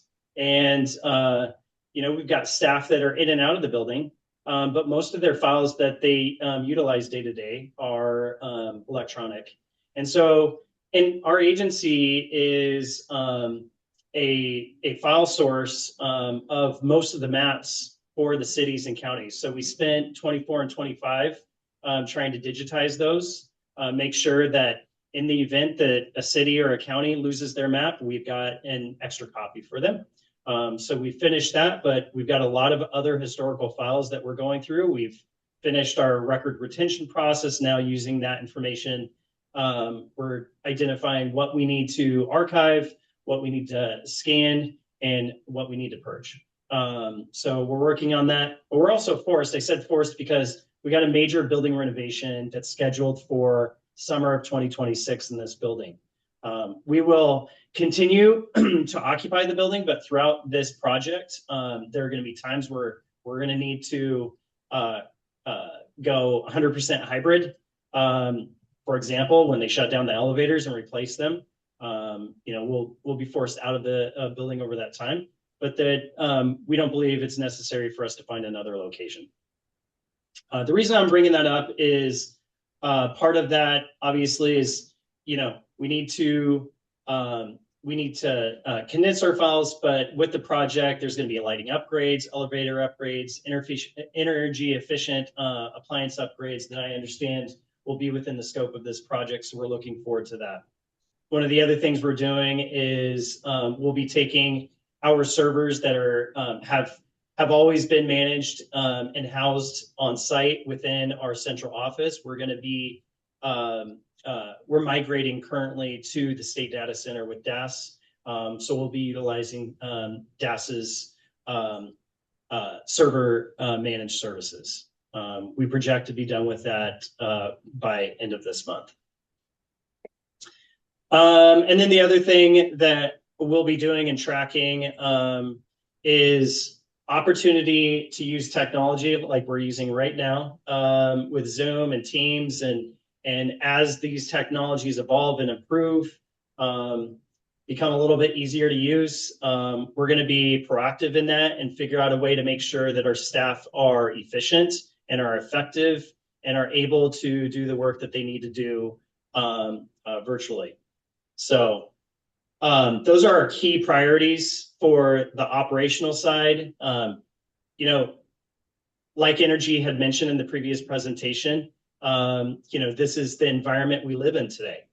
We spend probably a third of our time in these offices. Our staff are we're different than some agencies. We have a policy that our staff are come into the office at least once a week. Managers come in the office twice a week, but we're still out of the office more than we're in the office. And so because of that, we need to depend and find ways using technology to be more efficient for our customers. All right, I'm going to make an attempt to merge into the program services, which is the crux of why we're here and why I'm here with this agency and probably what you care most about with regard to what our agency is doing. But this agency has 19, land use planning goals. They revolve around public participation,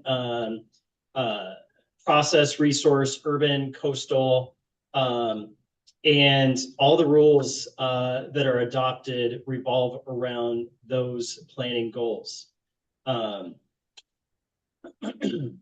of the focus areas include ensuring equitability and planning and engagement, promoting healthy, sustainable, and vibrant communities, investing in robust operations, building community resilience, promoting healthy and equitable communities, and conserving farm and forest lands, coastal and natural areas. We put an emphasis on diversity, equity, and inclusion. We want to make sure that as we're building policy and rules, that we're including those demographics that had been left out potentially historically through redlining. We want to make sure that we are engaging those demographics that match the demographics of Oregon. And so there's a lot of intentionality about, organizations we work with to figure out who it is that needs to be included. We work with the cities and counties to support us in figuring that out, who may be, underrepresented, whether it be income related, industry related. It's important to us to make sure that everybody has a seat at the table when we're making important decisions for the state. Some recent program goals and accomplishments. I mentioned some in our the presentation, the slide deck I sent you, and the report I sent you. But I also wanted to speak to a little bit maybe that wasn't mentioned in detail from our strategic plan that we've updated recently. Some of the I think the points that will be important for you to hear. I mentioned, we've got in our strategic plan, we have 4 primary focus areas, and the first focus area is equitable planning and engagement. Some of the things we've done, used commission racial equity framework for decision making into housing rules and major projects. We've translated key materials into Spanish for offshore wind energy roadmap engagement. We produced 20 fact sheets and brochures on a range of topics, including but not limited to agency budget, mission, DLCD's integrated actions on climate mitigation, adaptation, sequestration, and housing. Kind of migrating into more of the operational, the robust operations side. We obtained new staff and grants to help implement Governor Kotek's housing and homeless initiative. We've developed data mapping and production services. I refer to the DMAPS team to provide assistance to housing and land initiatives. Focus Area 3, we've successfully updated the state's natural hazards mitigation plan for 2020 and 25 and through 2030. We've assisted 8 counties, 68 cities, 17 special districts in completing their natural hazards and mitigation plans, and 1 community wildfire protection plan. We've developed reports of review of metropolitan greenhouse gas reduction target rules. Focus Area 4, we implemented climate-friendly and equitable community rules, including production of guidance on land use regulations, parking management, transportation planning, program $2.7 million in grants and contracts to 26 local governments for 50 projects, including equitable engagement, parking reform, climate-friendly area designations, and walkable design standards. We funded market feasibility studies for climate-friendly areas in 9 communities.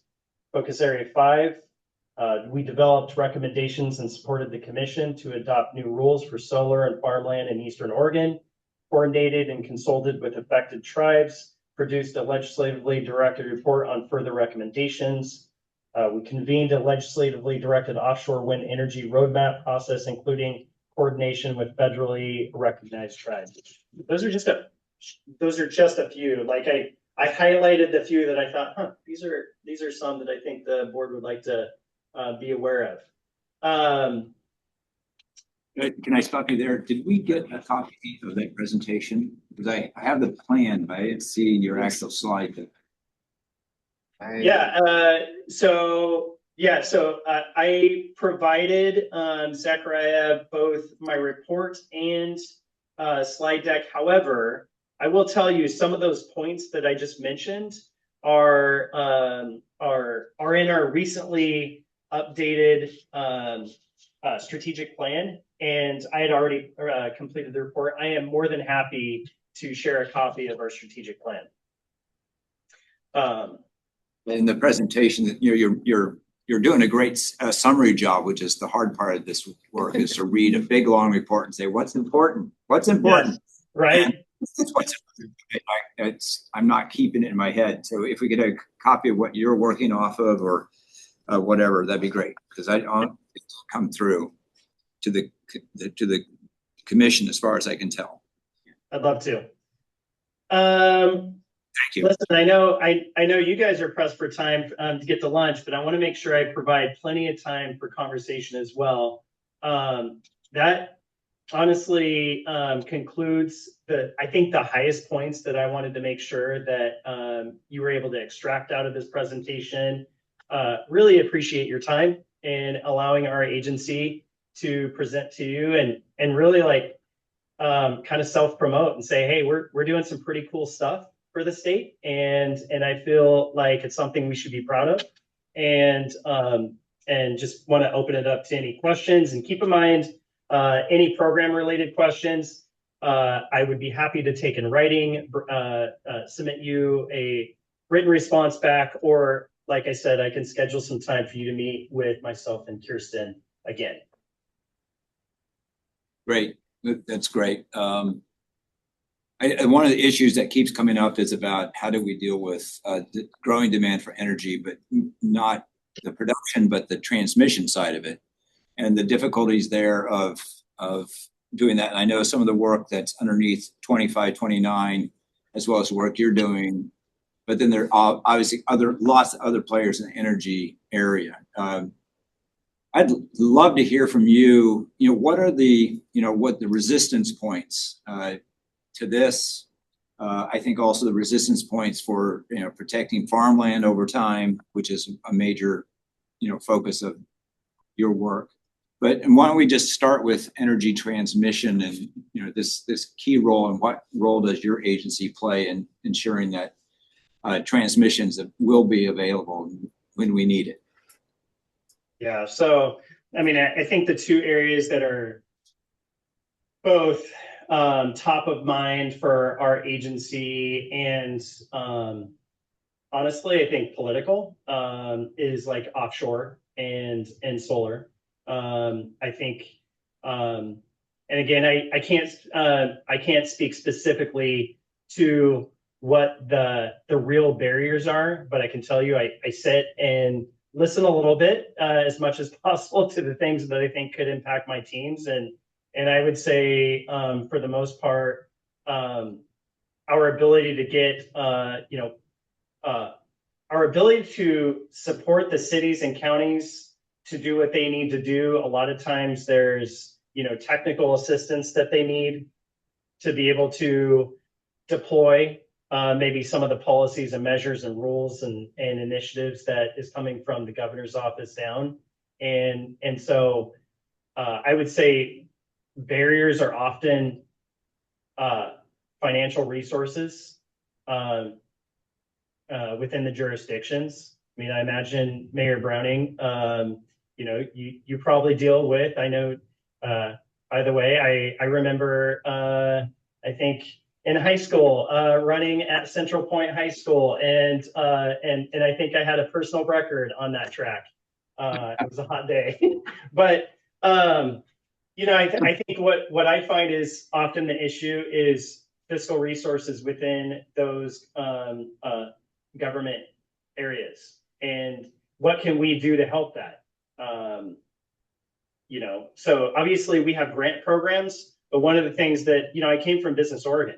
So I'm continuously telling our planners, hey, when you get an opportunity to be out in the field and they're saying, hey, we need technical assistance, make sure you point them to Business Oregon, because by the way, they have technical assistance grants that they might be able to take advantage of and leverage. So I know that's one issue. Specifically politically, I don't know that I can get into the details of that, because I'm not sure that I know exactly what's driving some of those things. So I hope that helps. Yeah, it's a complex issue, and when I served on the Metro Council, I know the TGM grant program was really essential for a lot of the work we did around the 50-year plan for the region, and helping smaller communities, especially trying to understand how to integrate the needs of growth and transportation. And is that program still existing, the Transportation Growth Management Assistance Program? Yes. Okay. Any other questions? Oh, Josh, sorry. Josh Proudfoot. Sorry you can't see our faces. We can see yours. You're about 7 feet by 3 feet. So hope you feel comfortable. Thank you to the agency. Your role is enormous. when we work in other states, they always point to Oregon as the gold standard for land management use, which is really nice to hear. And also it's nice to hear the mention of climate change and its effects, because we've seen that a lot of the urban planners dealing with the urban growth boundaries may not see the risks coming in floodways or in wildland urban interface. And so hearing that language come out is comforting, because I don't think that everybody's thinking that way yet. Ironically, you're thinking down the road for growth, but not everybody's thinking of all the things that are going to happen down the road. And related to that, and this is a little bit weird, but it's food for thought. I heard the words conserve and protect multiple times. And there's kind of a framing shift from that conserve natural resources as they are those specific species to conserve ecological function, right? We don't actually think we're going to have the same species here in 50 and 100 years.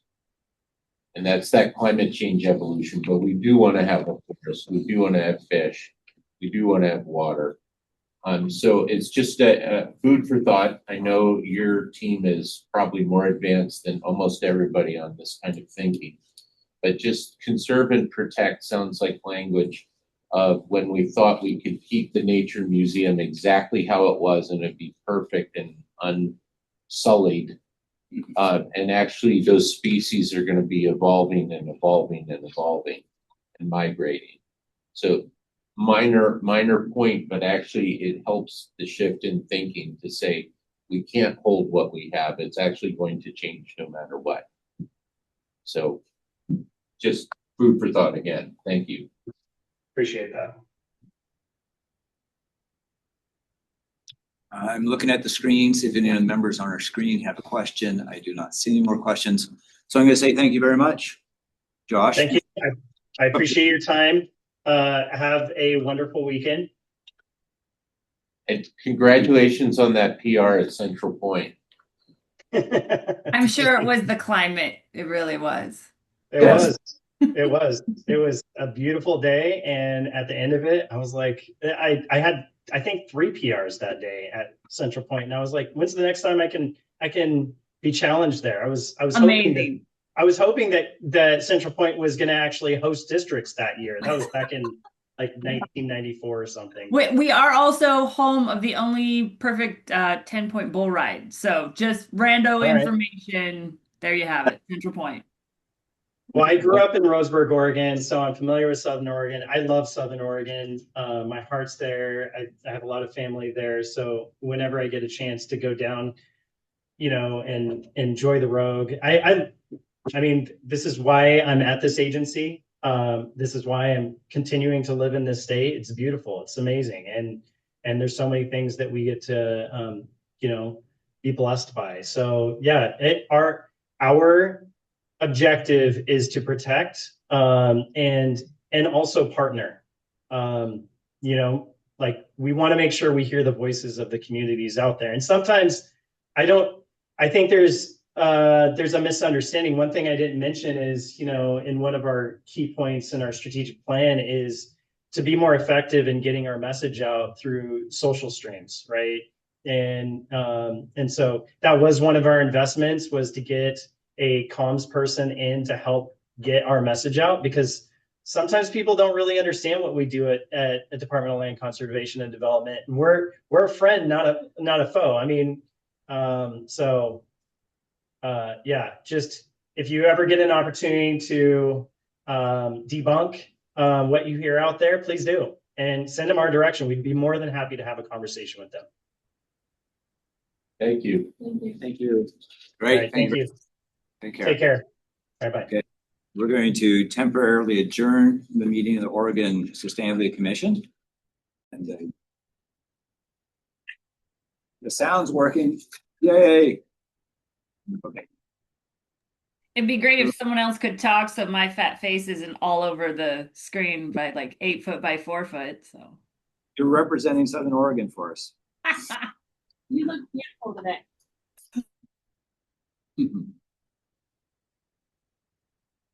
So the agenda for the afternoon is for us to take some time looking at the work plan for the next year. And then the key thing here too, and I'm going to put some pressure on you, sir, is that we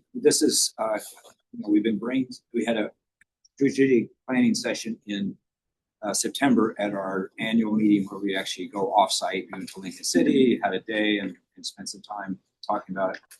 But we also were recognizing that with you coming onto the board, assuming you'll have some ideas and of your own too that you'd like to throw in. So this will be, I consider this preliminary, but we have been working on this for a few months. The idea is here are the issues that this group has identified as key ways that we can help the state of Oregon. So we have a work plan that we put together. Zacharias is going to give us a kind of overview of what came through. He sent us a memo on this. And then also, we can get rid of that chatting. It says start chatting. Just click on the start chatting and it'll go away. Yeah, I don't know how we access it because this is a separate system. Oh, it's not connected to anybody's computer. Okay. Don't worry about it. We can read around it. And then we were all asked to rank things that we thought were the priorities for the work to do for this next year. And that's what we'll see in front of you. So I'm going to turn it over to Zechariah to walk us through it. All right. So, yeah, as just a recap that Chair Burkholder went over, Jenny sent out a survey to all board members asking you to rank by priority the list of each work plan item. And so was that list, sorry to interrupt, was that one that you all collectively identified first and then the ranking was amongst things that you had selected?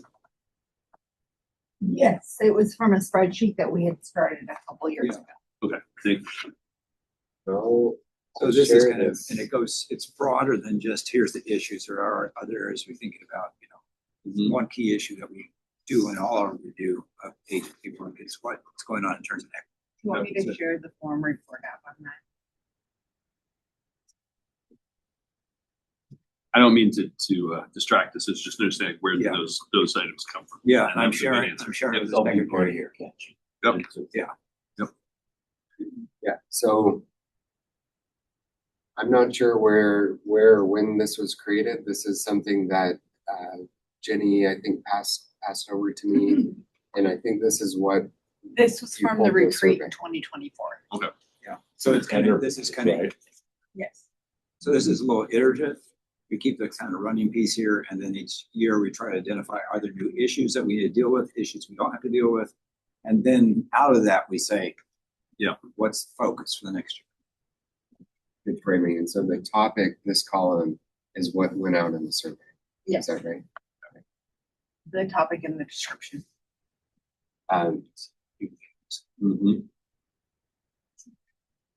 So long list here. I think there were 8 total. Seems like there's more here, so I'm not sure where. You could look in the it's easier because of the December memo because it just gives you the actual. You have. Yeah, I wanted to share. Oh, I guess. This is the source document, if you will. Yep, you answered my question. Thank you.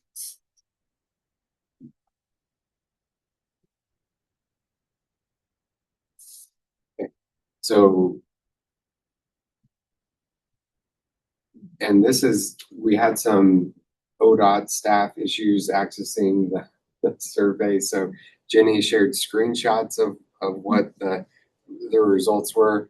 And then I just listed these based on what I could see and shorten it down to that topic number. So fleet decarbonization, building decarbonization, equity in state agencies, embodied carbon, and so forth. I wish we could get that off, but these are the top 8.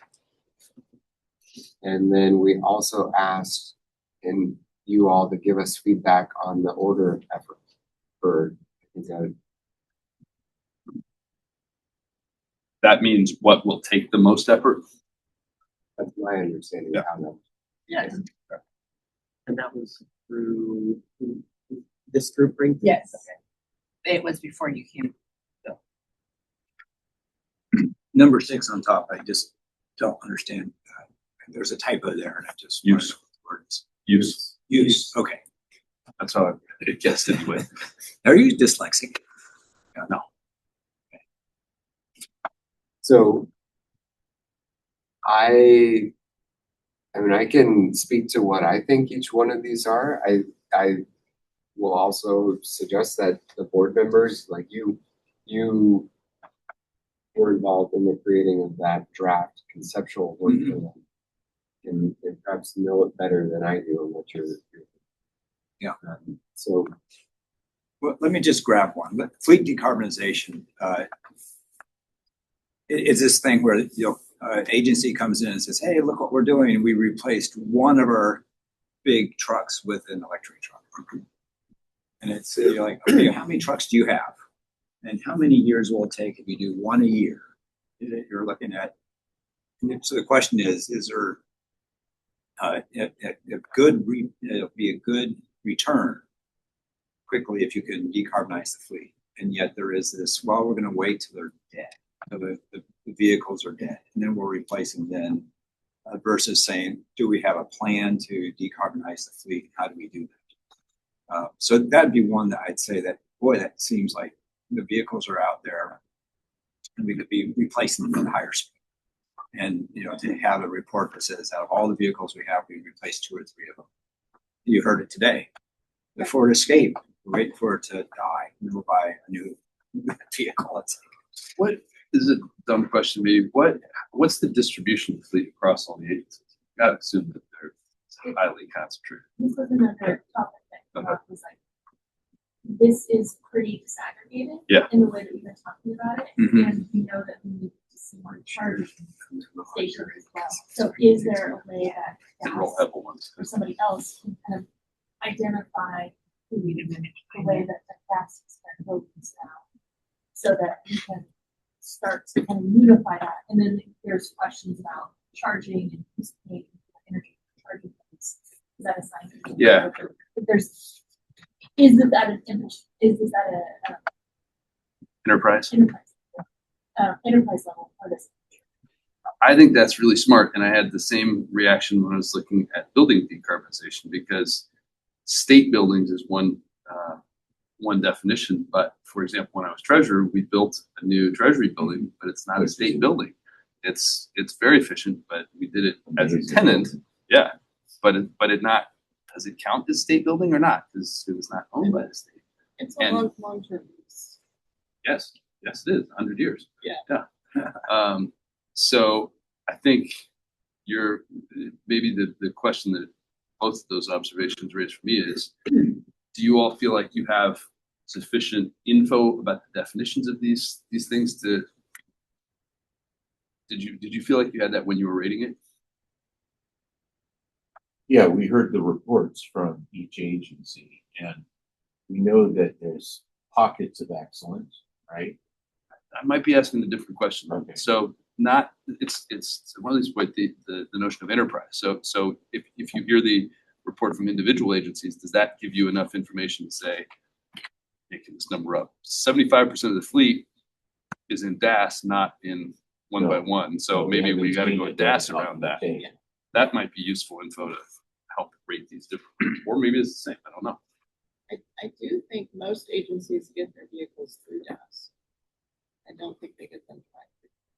So I think this is a place where DAS really has a role in not just helping us with data, but also being the ones that light fleet, right? Well, you can push me at any time and tell me to shut up, but I'm thinking even more like at Treasury, for example, there was one vehicle, but most of the time when we were using a vehicle, we'd go rent it from the fleet.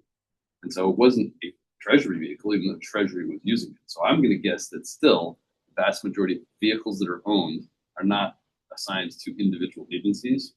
At least passenger stuff, maybe the bigger, heavier vehicles are different. But as we learned about that, all that is for me to say, if I were rating this, I would have a lot more questions from where I am right now. I think you're absolutely correct for agencies like Treasury. Yep. I think it's different for agencies that report to us that own buildings, like Fish and Wildlife or Forestry, because I do think they have vehicles permanently assigned to them because they have specific needs within their the functions of their agencies because they own buildings. And I think Procurement does go through DAS fleet.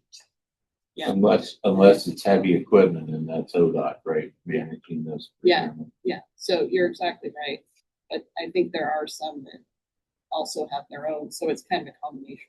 all of which I think supports my inclination to say, if I were reading this, I would want more info and understanding Exactly. which is which. Exactly. Yeah, good point. and I think what Really good this lays out is that here's an area that's where see there's a lack of performance. Mhm. And the question is, are we managing this asset correctly? Mhm. And it could be we're partway there with the fleet management through DAS, but then there's a lot that aren't through DAS. And even within DAS, are the goals what are the goals? Are we achieving those goals? So I think it's the idea of the work is, can we understand what the problem is?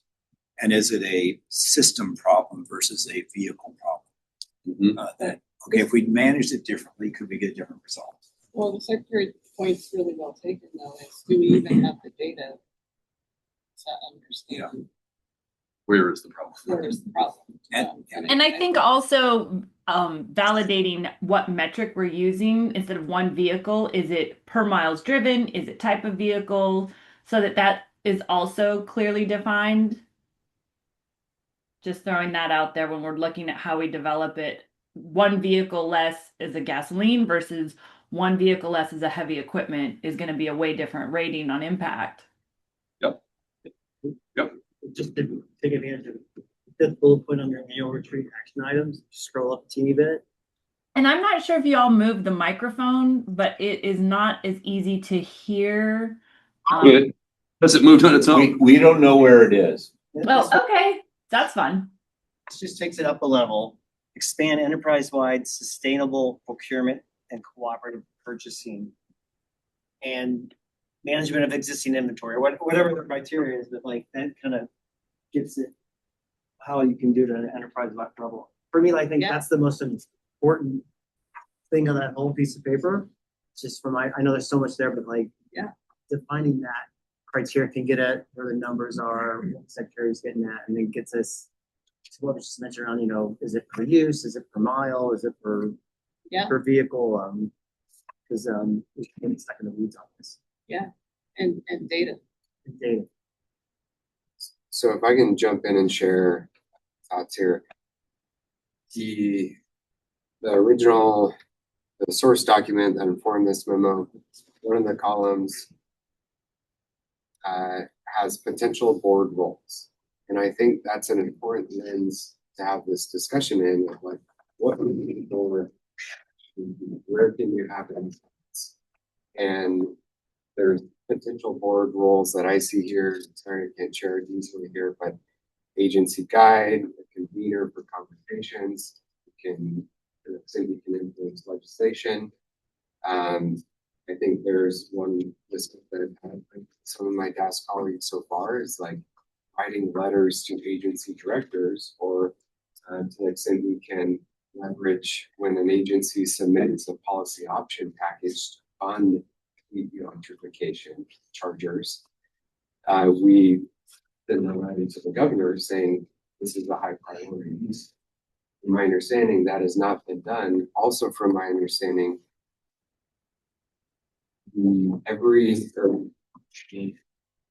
there's ultimatums like that, but I don't. From ODOT, my understanding of ODOT and DAS, agencies are not funding decarbonization.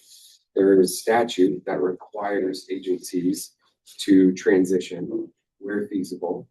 There's no funding behind it. So it's an unfunded mandate, and agencies are saying we want to do it, but there's no funding. And then you also get in with electric vehicles in particular, chicken or egg issue.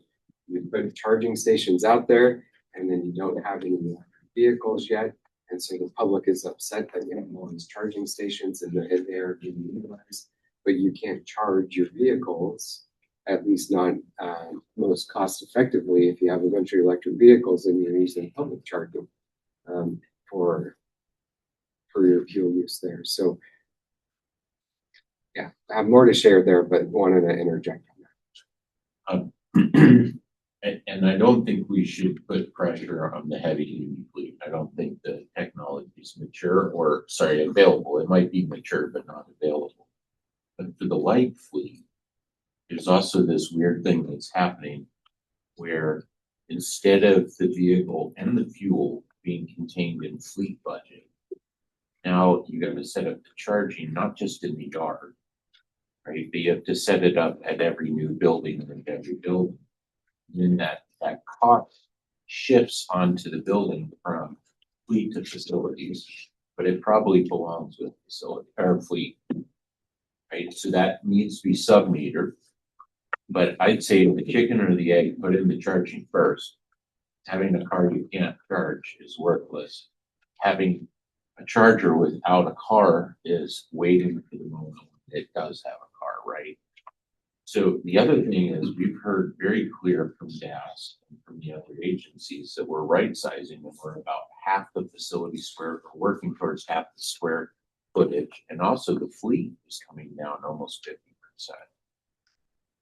Right? So in that moment of polishing the 50% of facilities, that's the time to get in charging. That they need a special allocation because that's outside of their normal thing. And having enough electrical service and getting a conduit into the parking, all that, that's not a small challenge, right? And then, sorry, on the fleet side, if we're consolidating and reducing, we need to know which vehicles or which agencies are being used the most inside of the range. Let's target those. It's one of the things in our work for ODOT that we saw, and sorry for telling this story over, but a per mile use price. The EVs in one, we said it's 95 cents per mile. That's a ripoff. It's normally 37. Okay. And then the other agency said, hey, no, that's 17 cents a mile. Total cost of ownership. It's a great deal. It's saving us money over the life cycle. And then we said, what's different here? One vehicle gets used like 9,000 miles a year. The other one gets used 500 miles a year. So if you buy an EV and set up a charger and don't use it, it's really expensive per mile. But if you use them all the time and you're displacing gas and it's high volume, all of a sudden it's a great bargain, right? So that math actually has to be done right. It's not being done consistently across agencies.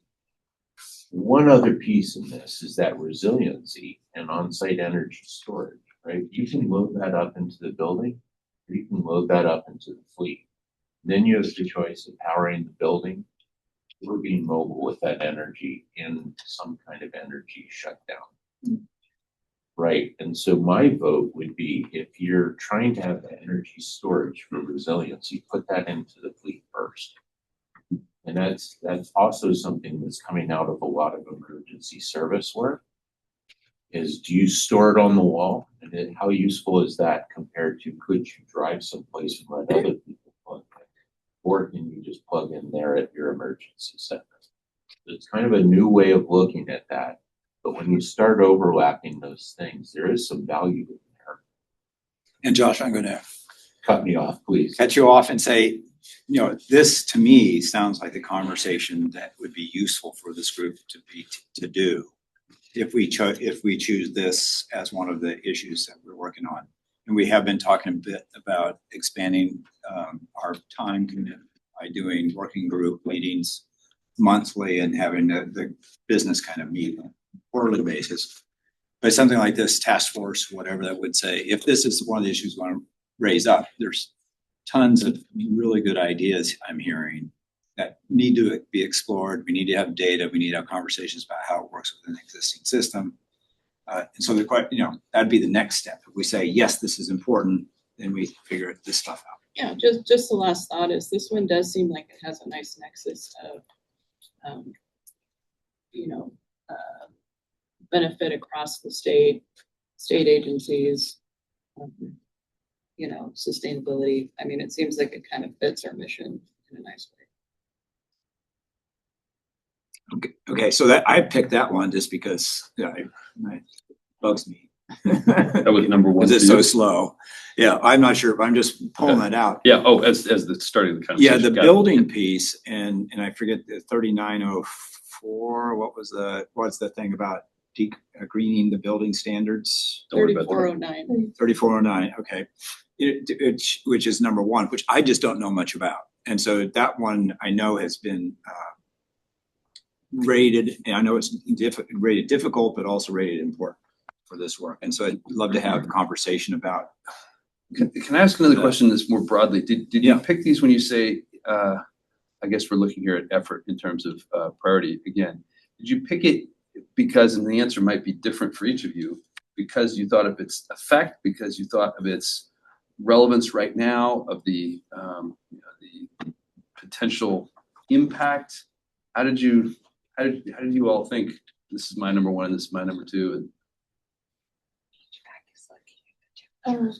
GHG emission reduction. Any of these? Yeah. Okay. Is Sorry. a big factor. The level of effort, the availability of resources to be able to address these, the tools that are available that we can implement now. Okay. So, like your question about are we looking at owned buildings or leased buildings?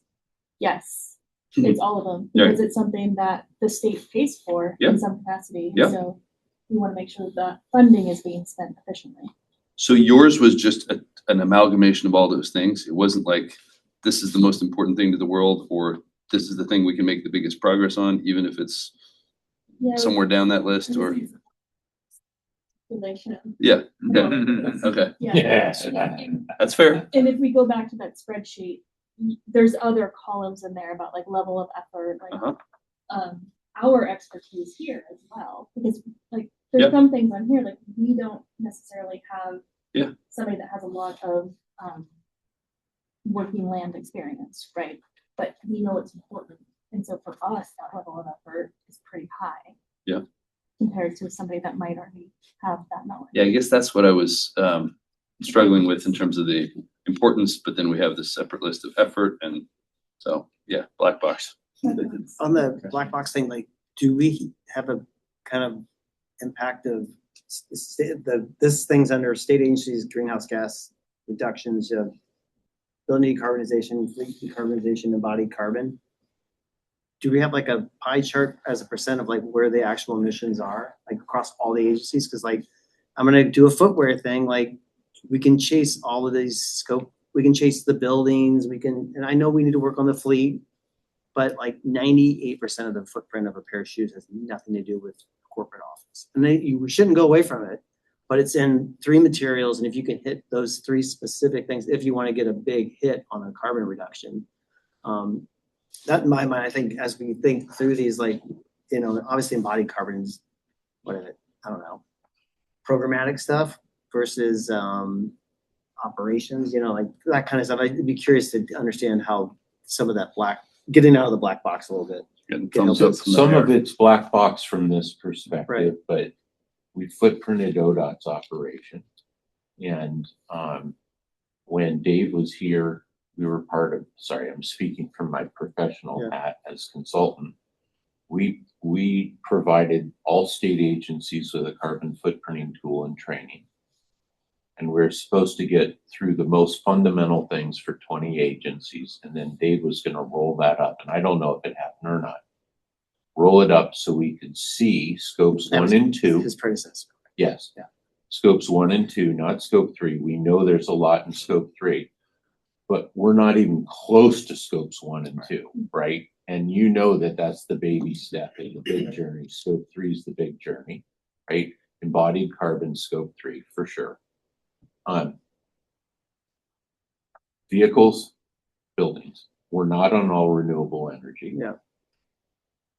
We're nowhere near electrifying. We can be, efficiency has always been important, but going towards the cliff at 97 miles an hour instead of 100 is different than turning on the renewables thing and going 180 degrees away and saying, now let's do efficiency to save energy, not efficiency to save GHG.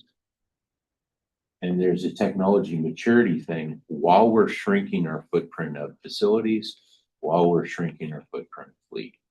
So if we're upgrading facilities and we're upgrading fleet because we're now operating half of it, that's the magic moment, because there's the big transition. And maybe you're not saying all 7,200 vehicles are being sold now, but if we're about to discard 3,600 of those 7,200 made up numbers, and you're going to do that fleet turnover, you might as well start putting stakes in the ground. And I want to say, if you go over by the ODOT research office and see that gas fleet, there's a long line of level 2 chargers, which warms my heart. But we need that as in all those facilities, right? So there's something happening that's great. It's, can we accelerate that or make it the default standard, but work from highest used vehicles that are living inside of those ranges? Because you don't even need to touch range anxiety, right? Just put it where the miles are that aren't traveling out of state or to Enterprise or to Klamath Falls, and make that happen. The next level is leveraging ODOT's assets, forestry, ODF, and W, and putting a statewide network in, right? But if we can just get some of the home bases set up first, I think that's kind of first things first. And part of it is, Chris, we're looking at what is our field of action. We're really focused on state facilities, state agencies. What do they do? And I don't want to shy away from the programmatic part. I think that's important for us to help them recognize their impact in other ways.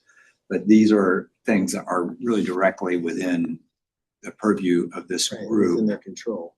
But some of this is just the fact that you have silos. And so you just have all these pieces, and we get to see the big picture, and we keep going like, why isn't there a coordinated systemic response? Because there isn't a coordinated systemic state enterprise. It's a bunch of different things. Go ahead. Go for it. One thing that we've talked about that's not on this list, sorry, I'm going away from the list, is revamping the guidance document for sustainability plans. And diving a little deeper into what we ask agencies to report out and giving them more of a template. And that's where we could be a little bit more specific in what we're asking around having agencies report out on their sustainability activities that are external and not just internal operations. Asking them, how are you impacting sustainability to the public through your sustainability activities within your agency? How are you impacting other agencies and what you do and sustainability within their missions? Some of those things I think would be really interesting to hear. And I think we did hear that with Travel Oregon, which I thought was really exciting to hear. I was like, tell me more. Ag the same way. Ag was one of those ones that shared a holistic. Yes, and that was really cool. And something else I'd really like to be hearing more of is their report outs on how are they implementing these executive orders that we're starting to see that are impacting sustainability. I'd really like to hear what they've been doing regarding that implementation. How are they working with the other agencies? How is that collaboration? That integration is we need to look at that. How is there a role for us to help them? Are there barriers we can help break down? Some of those kinds of things would be, I think, really interesting to be hearing in the reporting.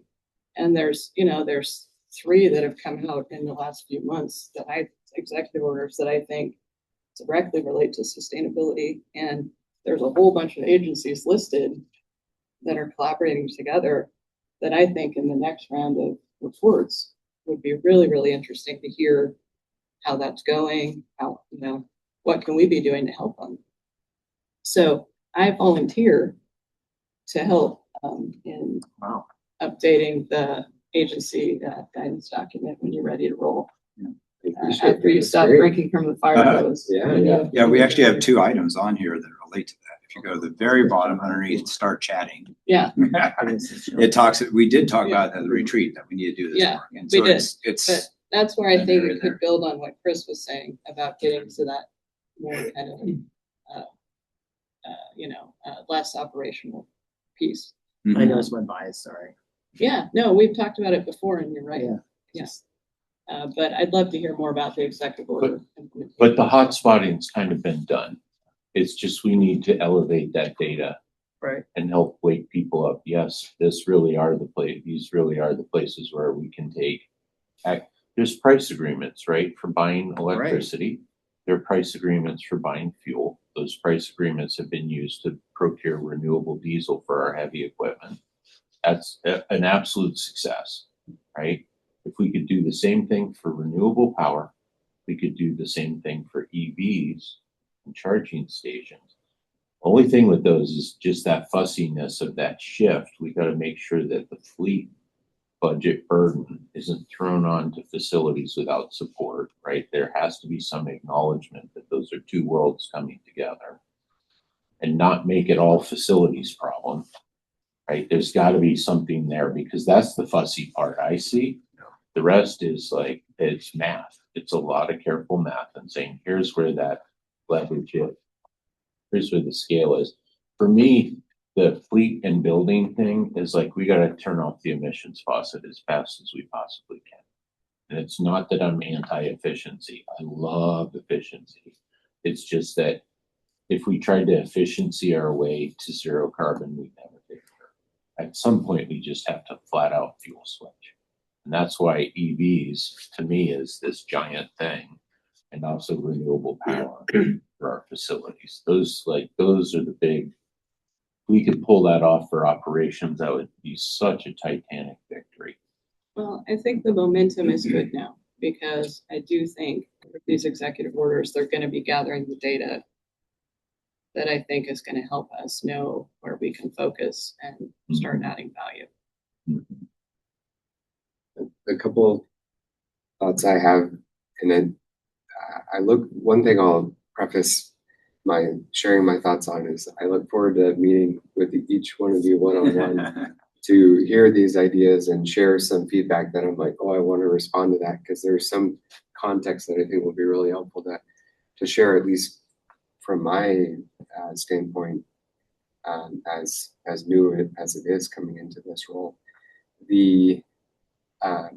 So going back to the board roles here. So in my eyes, the OSB has a very clear directive to weigh in on agency operations and the sustainability of those operations.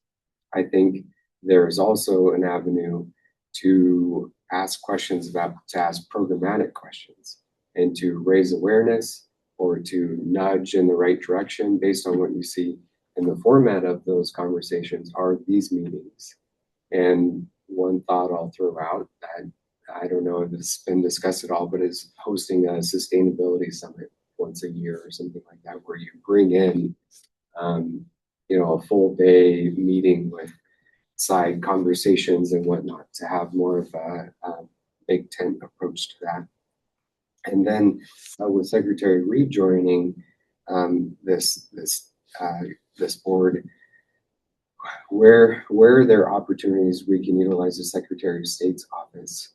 There is statute that sets up the sustainability board that we've all talked about of like influencing legislation. There's even discussion about proposing legislation. I know I'm well outside of my wheelhouse when we're talking about how does proposing a board like this even go about that. We could all propose 10 of them in the next 20 seconds. Okay. Introducing this, the hard part. Yeah. So, that's something that I think is, should be part of this discussion today and going forward. And then the last thing I want to share that I hope we get to today is having a better idea from you all about next year having subcommittees, in particular, the one that has been discussed last meeting is with the Oregon Climate Action Commission, and where are there opportunities for the Sustainability Board to partner with other boards. From my understanding, the governor office has like over 200 boards and committees and commissions and whatnot. So there's a lot of opportunity to partner, and perhaps that's probably best in a subcommittee format, and to figure out ways we can utilize that forum to say, hey, the the Climate Action Committee and the Environmental Justice Committee and the Sustainability Board support this legislation or want to see agencies do X, Y, or Z. Right. The legislative angle to support the transition, at least financially, and or it's just something, it seems like a tool that we haven't worked with much. That you've got the history on this. I think the board has lived mostly in the coordination and framing of what's important. We still need to do that, but it seems like educating the legislature on what the agencies actually need to deliver on these mandates, I think would be a great role, because hopefully we would have the trust of the legislature, and I know always scarce resources, but also maybe show support to what's happening and it's good and people are struggling with trying to. Nothing wrong with that observation. I would just say as a cautionary note, going down that route requires a lot of discretion. And Rico, you should feel free to weigh in on those too. You can't even, it's an assessment of what is viable. It's an assessment of not saying yes to every good idea. You got to pick your spots and realize that even if we are right on the facts, there's political capital is finite, and it requires a different level of sort of restraint, and it's tricky. We can't do everything we know that's right. So yeah, I'm just expanding a little bit on that on two points. To your point, factual arguments are not always going to be the political feasible arguments. Right. I'm breaking news here. Yeah. Good thing to remind. So, and it's important to note, because the second point then is, what is the limited capacity of the board membership and of Zacharias? He's coming into this role. It's not like we have a team of 5 under his direction that can invest in cultivating that political capital and then expensing it. It would be leveraging existing capacity and very much limited in that this is a voluntary board. Yeah. So those are the dynamics of this board, and really trying to realize where can we really stretch most of our capacity and make it successful. Thank you. That's helpful. And in the past, I'll just speak as the historian, but in the past, the board has shied away from the legislative angle, partially for that reason. Really good points. Also, there was some hesitancy just because they didn't want to open up the potential of the legislation that created the board. There was some concern that if the board got too public, there could be the potential of opening up that legislation and having the board go away. There's always that risk. But also, so the board focused more on executive orders, and there was a series of executive orders that came out every few years for a while that gave direction to the board through the governor, and that was really effective for a while.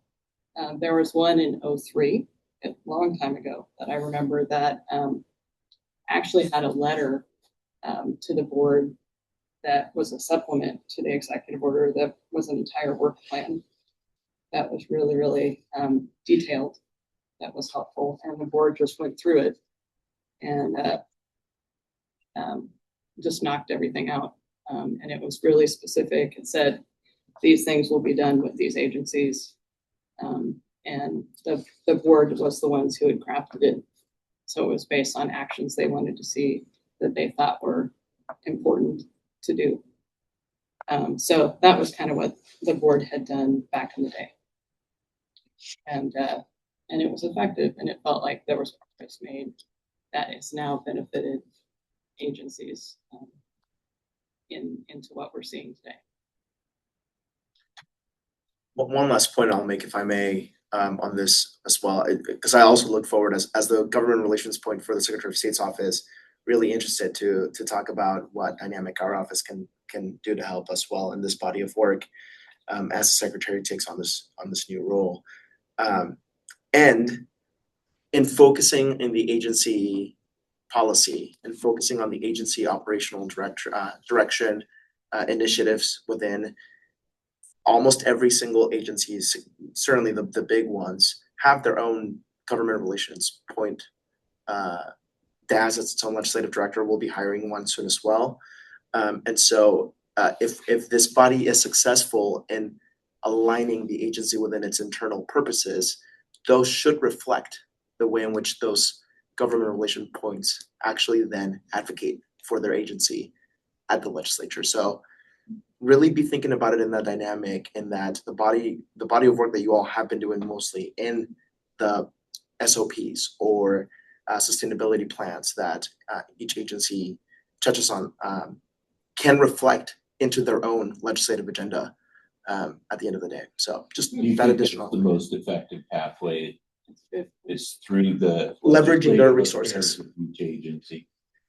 Leveraging their Absolutely. resources. That's a force multiplier. It's all those, if they're pushing the same direction, that's much more effective. Okay. Yeah. Thanks for the wisdom.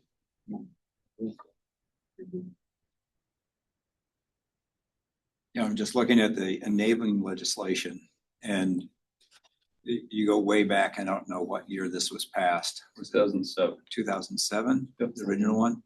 It says, we shall identify, evaluate, and make recommendations and propose legislation, regulatory changes, or policy modifications to agencies, the governor, legislative assembly, private entities, or other bodies for the purpose of encouraging activities that best sustain, protect, enhance the quality of the environment, et cetera, et cetera. So, this is not a role that I've seen this group play. We've been mainly kind of oversight and encouragement, I would say, sometimes pushy encouragement on terms of agency activities internally and some programmatically. And I guess the question comes up is, you could take, this could be a very activist kind of role, but as you're cautioning, that you could just be throwing that shouting into the wind versus saying, here's some smart ideas and we have some suggestions for you. Worse than shouting in the wind, you're right, but it could be even worse than that if you're reducing whatever credibility you start with, if you just start dismissing. So that's part of the caution I'm urging too. There is credibility in this group. Let's not throw it away. And so again, this is a challenge I think we have, is that there are obviously pressing issues, desperate issues. And the question is, how do we are most effective in, helping out? Because that's the goal of the commission, is to help the state see what the issues are and then take actions to address them. I mean, I'll display my bias on this. If the question is, the choice is between something that is super important but not viable as in the current political environment, that thing is not going to happen. I would rather spend whatever capacity we have on the thing that's on the cusp, where our intervention in whatever form we decide could make the difference. I'd rather spend it there. And or in our individual or maybe collective efforts that are less in the legislature's face, we could do other things on those things that need to ripen a bit more before they're on the cusp. People may not agree with me, but I'd rather move things forward a little bit than to shout into the wind.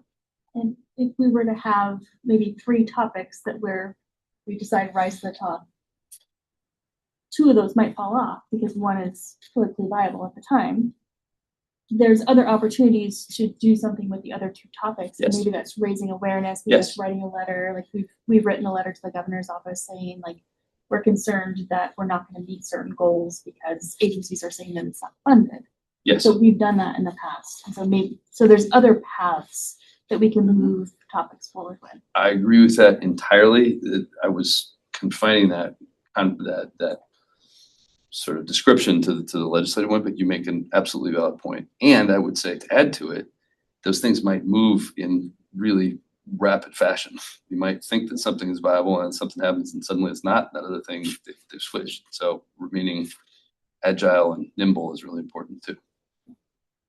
Just on that bulk procurement thing, that to me is the magic tool for a lot of our goals to happen, provided there's careful coordination and strategic placement of existing funds, right?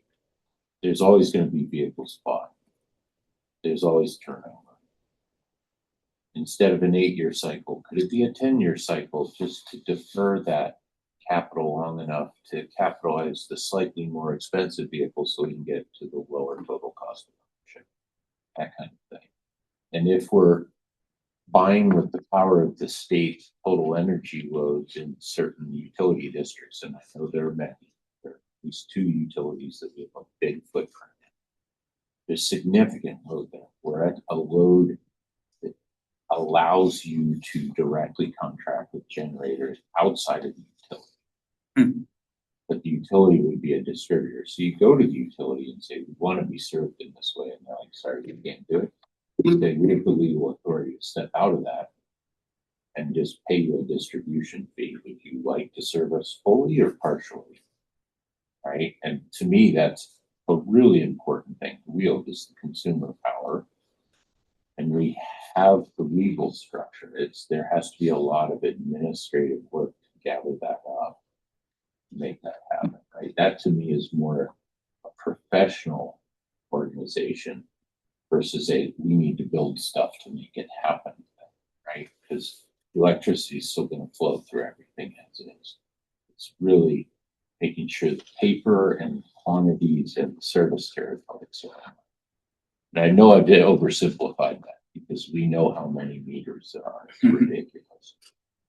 So I want to get back to kind of saying, are there a set of ideas for the next year that we can agree that we need to put more work into, or we feel that are important to put more work into? And then, of course, what we do with that will depend on our reading of this, what's going on internally and externally, right? So one that has come up again and again, I just want to, again, saying this is not my area of expertise, is the building decarbonization or the green building standards. I've heard it referred to that way. I think that's related to this somewhat. So thoughts there, is this something that should be, pursued in the next coming year for us to try to help get this implemented all the way? If I may provide a little bit of context, additional context there, so House Bill 3409 directs DAS to set up sustainable building standards, for example. And that's for construction as opposed to operations.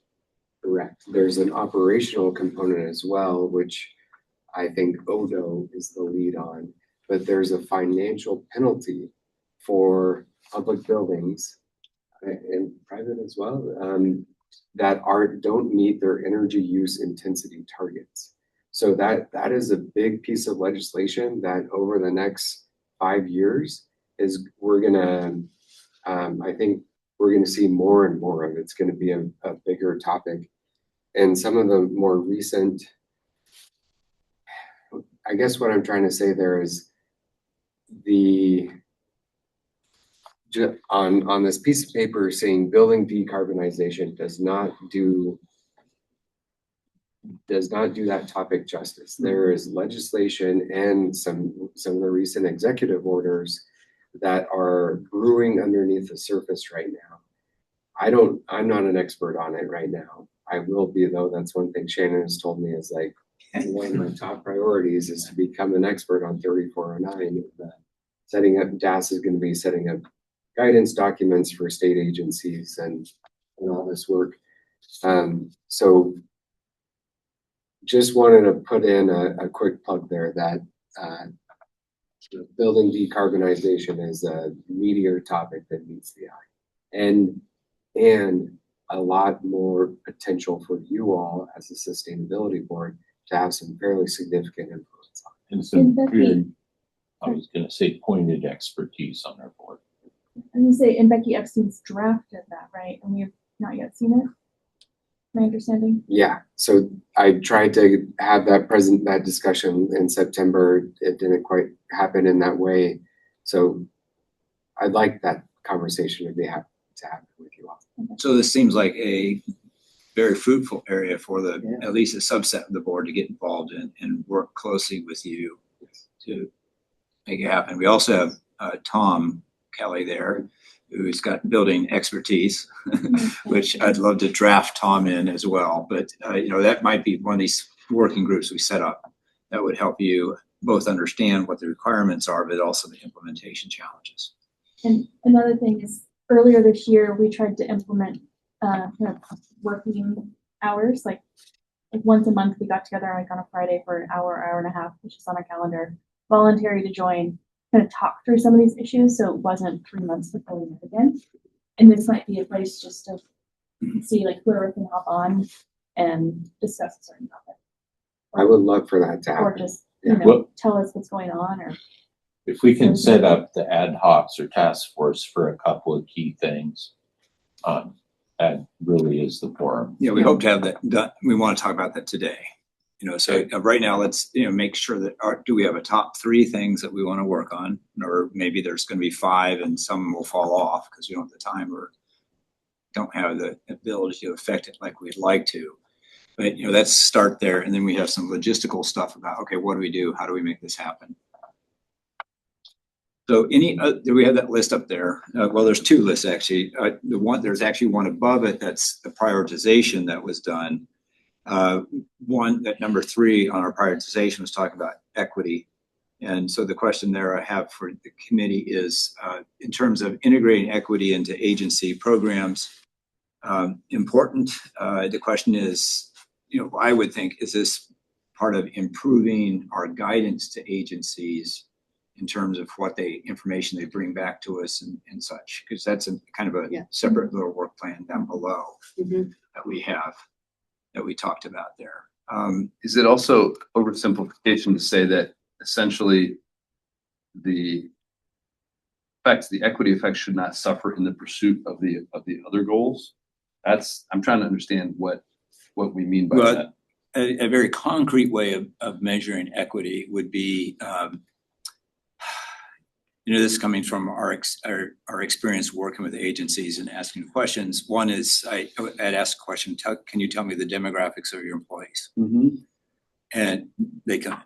And they also said, oh, that's a privacy thing. I said, no, I just want demographics. I don't want, who is of this and that. The other one, how about your demographics of your contractors? Yep. Can you give me a number? How many are COVID contractors, et cetera? When you do outreach, and we had example, we had meetings in all these communities. Well, what happened? No one showed up. Yeah. Well, maybe your efforts aren't the right effort. So the idea of giving them something where they have concrete response versus we just like equity. I understand. Okay. I think what I mean to say is that unless, correct me if I'm wrong, that in itself is not the end. That is a means to get to better outcomes and serving communities as employers and users and all the rest. So I guess again, it's awkward since I was not here for the discussion or the ranking. I think if I were ranking this, I would feel like, well, that's just the way we do the rest of the job better, and make sure that we're serving people by paying attention to those things. So that's helpful. So you're saying it's more the how than the what? Maybe, yeah. That's what I'm wondering. And while this is fairly recent, trying to elevate that third leg of the sustainability tripod, right, is to say, we talk about equity, but there are ways to measure. Yeah, for sure. And so we want you to tell us what you're doing and to get them thinking about how they do the work. Yeah, I'm not arguing against that. I wonder if I were rating it, I don't know if I would put that. I would think of it internally, sort of implicitly in all the other things. We can build it into the work. If I may provide some, kind of what I'm hearing as well when the secretary mentions it is that equity should live throughout the full range of all the things rather than its own siloed aspect. So how do we see equity in the fleet decarbonization? How do we see equity in the agricultural element? How do we see equity in the water supply and use? So it's a foundation of all the other elements rather than its standalone goal. Yeah. And well, part of it is that we've been trying to elevate it because we get told about how many duplex copies you made and how much water fountain you turned off. And it's like, Yeah, that's Somebody has a question. Oh, there's a thumbs up. Thanks, Mayor Browning. I can't see your face, otherwise I'd be like thumbs up real time, but yeah, exactly.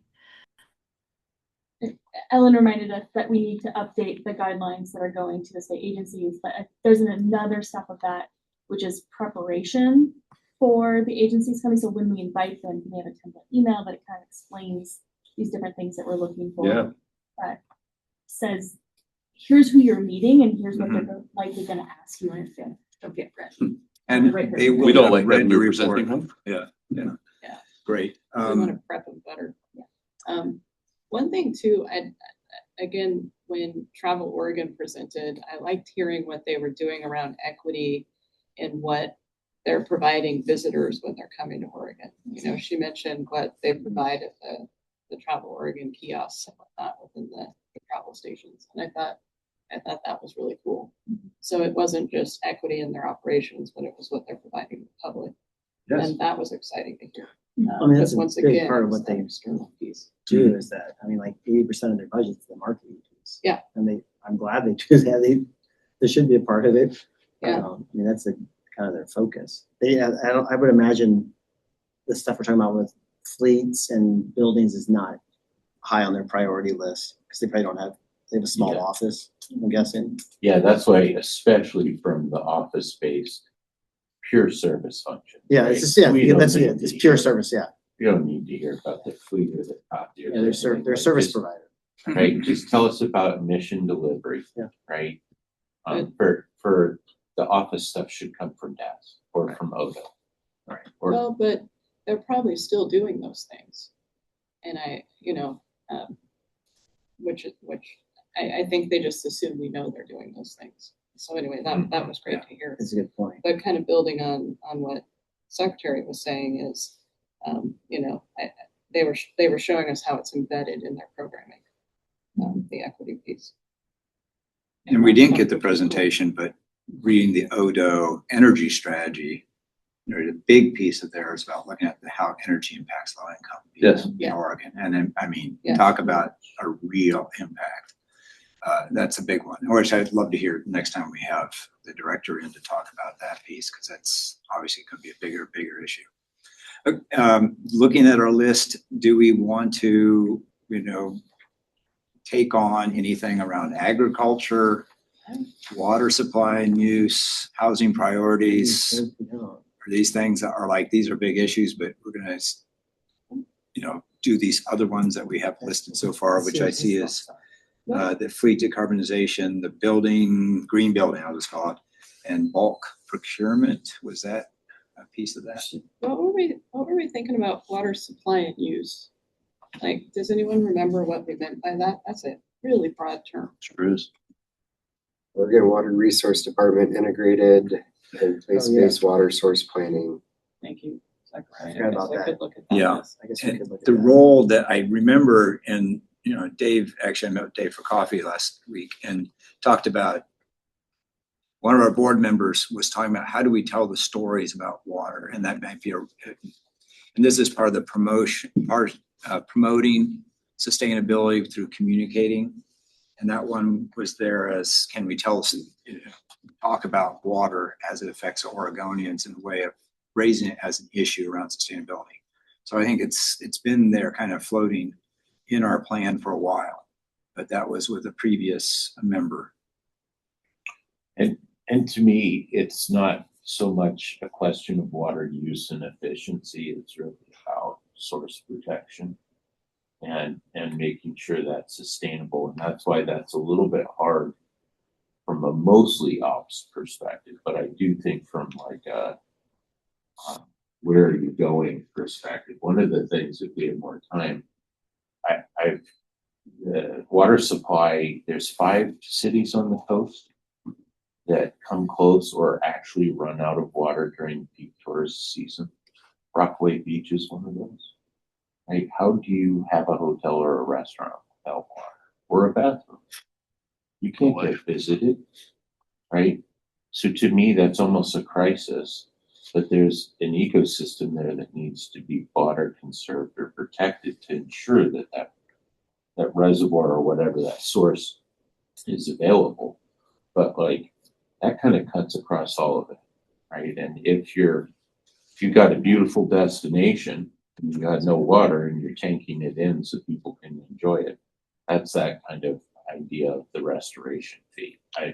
Obviously we're not a taxing authority, but for me, when I hear the water thing, to me that's either loss from drought, loss from fire, loss from urbanization, but somewhere we're gathering that water out of forest or out of a catchment basin. And to me, there's something special there that I think the executive order is attempting to get at that 10%, conservatively critical areas.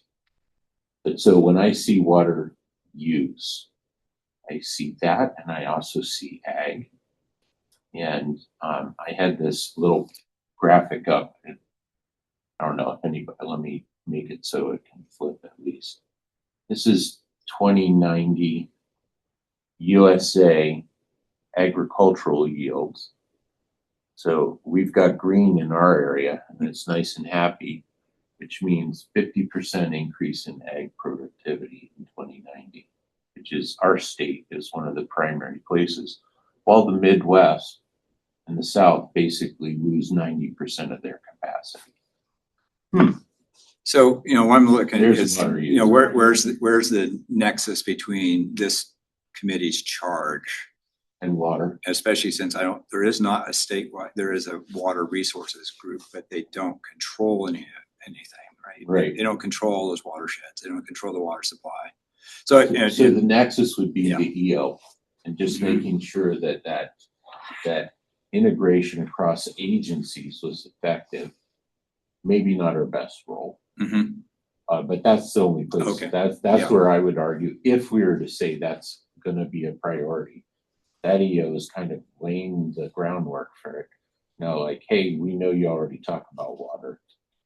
What it's more than 3 agencies, right? And I don't know if that's totally understood or maybe it's widely understood. I have no idea what's happening. I'm starting to think that, you have research projects. So, okay, water is a big issue. Agriculture is a big issue. They're related, maybe, and it takes some time. You can think about it and then talk to the agencies that have engagement with it. Is there, is there any, and this gets back to the idea of, proposing policies. We think from a sustainability standpoint, you should have a policy that does X, Y, and Z. Again, we're not a think tank. We are volunteers that work very part-time on this issue or in this setting. So anyway, I'm trying to bring us to, here's a nice work plan for the coming year, and this is how we're going to do it.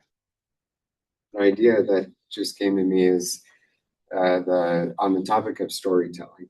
And so with these ideas that we know have a bigger sustainability component to Oregon, but maybe outside the scope of the OSB, is there a way we can utilize the Secretary of State's office or the governor's office messaging platforms to highlight a report that Water Resource Department has done, or even a social media blast or something along those lines to kind of encourage that communication? That's one idea. We have talked about in the past of having, and I think it's come and gone, is like actually a newsletter that one of the pieces would be sharing successes from agencies that have done good work. Look at this group. They've dropped their GHG emissions by 50% by doing X, Y, and Z. That's a model for the other groups. It's also a model for other organizations, whether the government or private sector or whatever, that the idea is let's do some sort of publicity, outreach, marketing around the ideas that come up on the inside. The question is the budget. Is there a budget to do that? Is communications people available? within DAS to do that. But again, that storytelling the idea has come back and forth about that. We do have an internal and external sustainability newsletter that the DAS Office of Sustainability does. And we can set aside, and it's a quarterly newsletter, so we can set aside a segment of both of those for a board report out on stuff you guys want to tell other state agencies or the community that have signed up for the sustainability newsletter. That'd be great. And I don't disagree. I do have my hand raised, but I don't disagree with any of the thoughts that are being presented. But I do wonder, like, who's the audience? How are we reaching them? Who already has, pathways that are there? Let's maximize on someone who's already succeeding in this area on the communications. Let's not reinvent the wheel.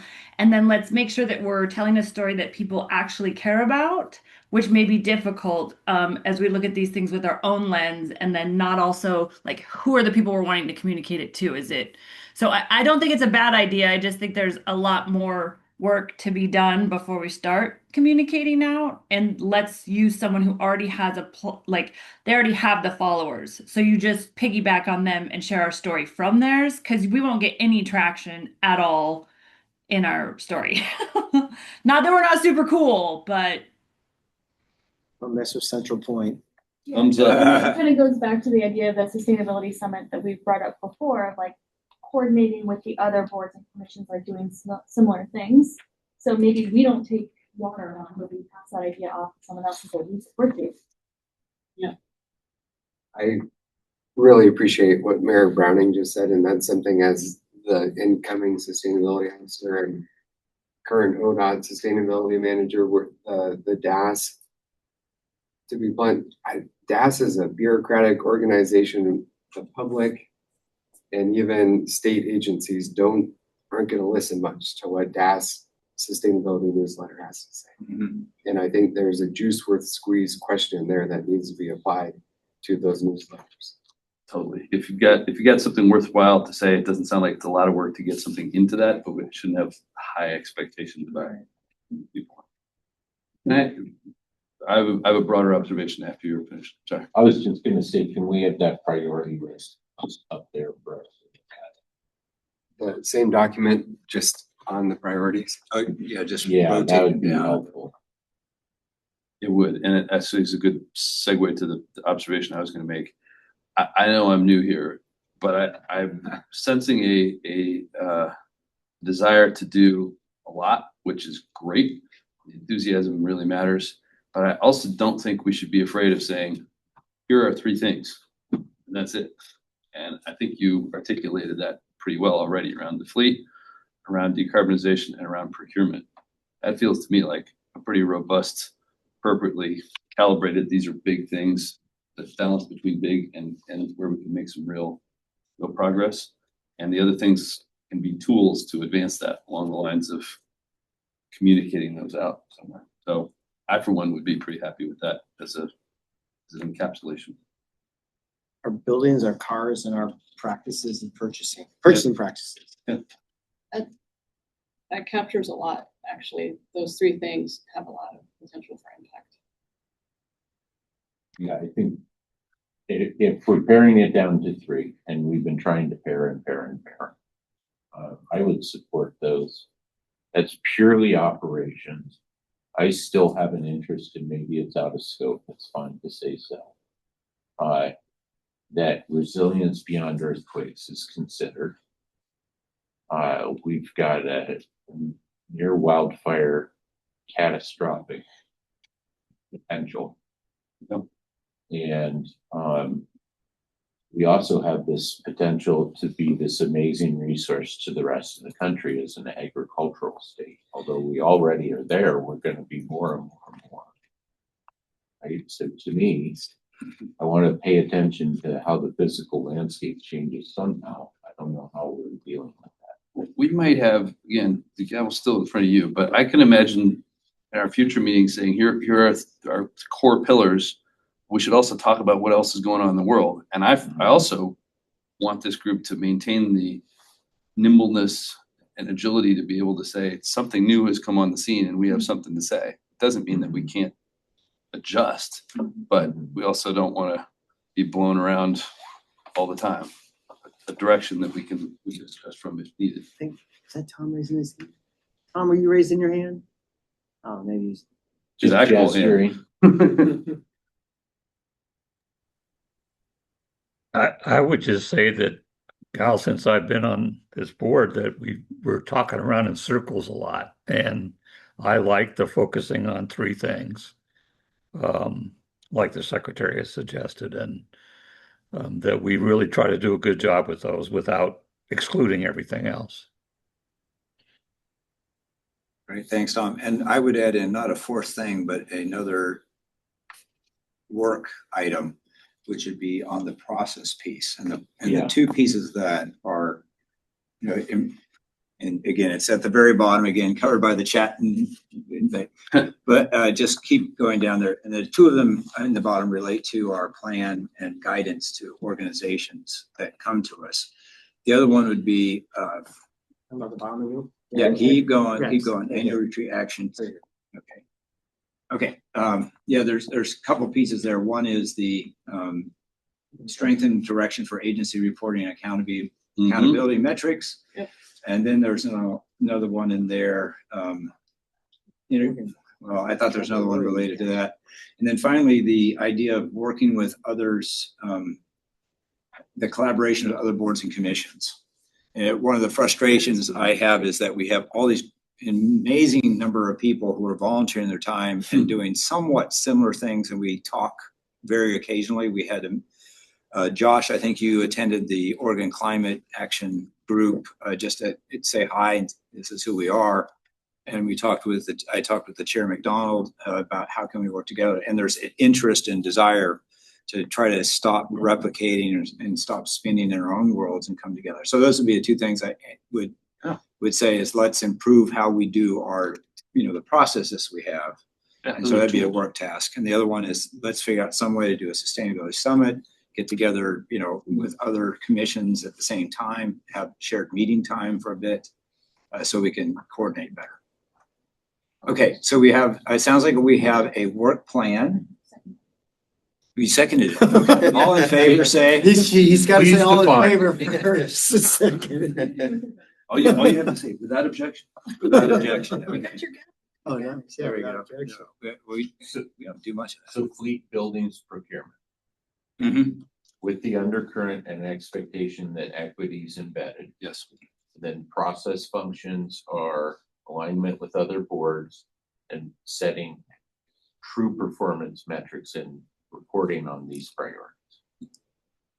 Right? Well, yeah, and improving our report back guidance so that we get a common framework they can all work from. Is that what you're trying to get No, at? we have a common framework, but we need to update it. Oh, I gotcha. The plan guidance document, Oh, I and gotcha. then just better preparing them for their. Yeah, and use our time better too when they come so that they have more discussion. Don't read the report. Slight side note on that. We may want to pare that further down to our priorities. Otherwise, we're gonna hear They're the reporting. Yeah. They won't know what the priorities are. Yeah. So maybe we just say like, really, this is where we're gonna focus. Yeah. Well, the other part's good information that they should be gathering and paying attention to. It's true. Maybe we say we want to hear these things first. Okay. Great. Thank you guys for your work.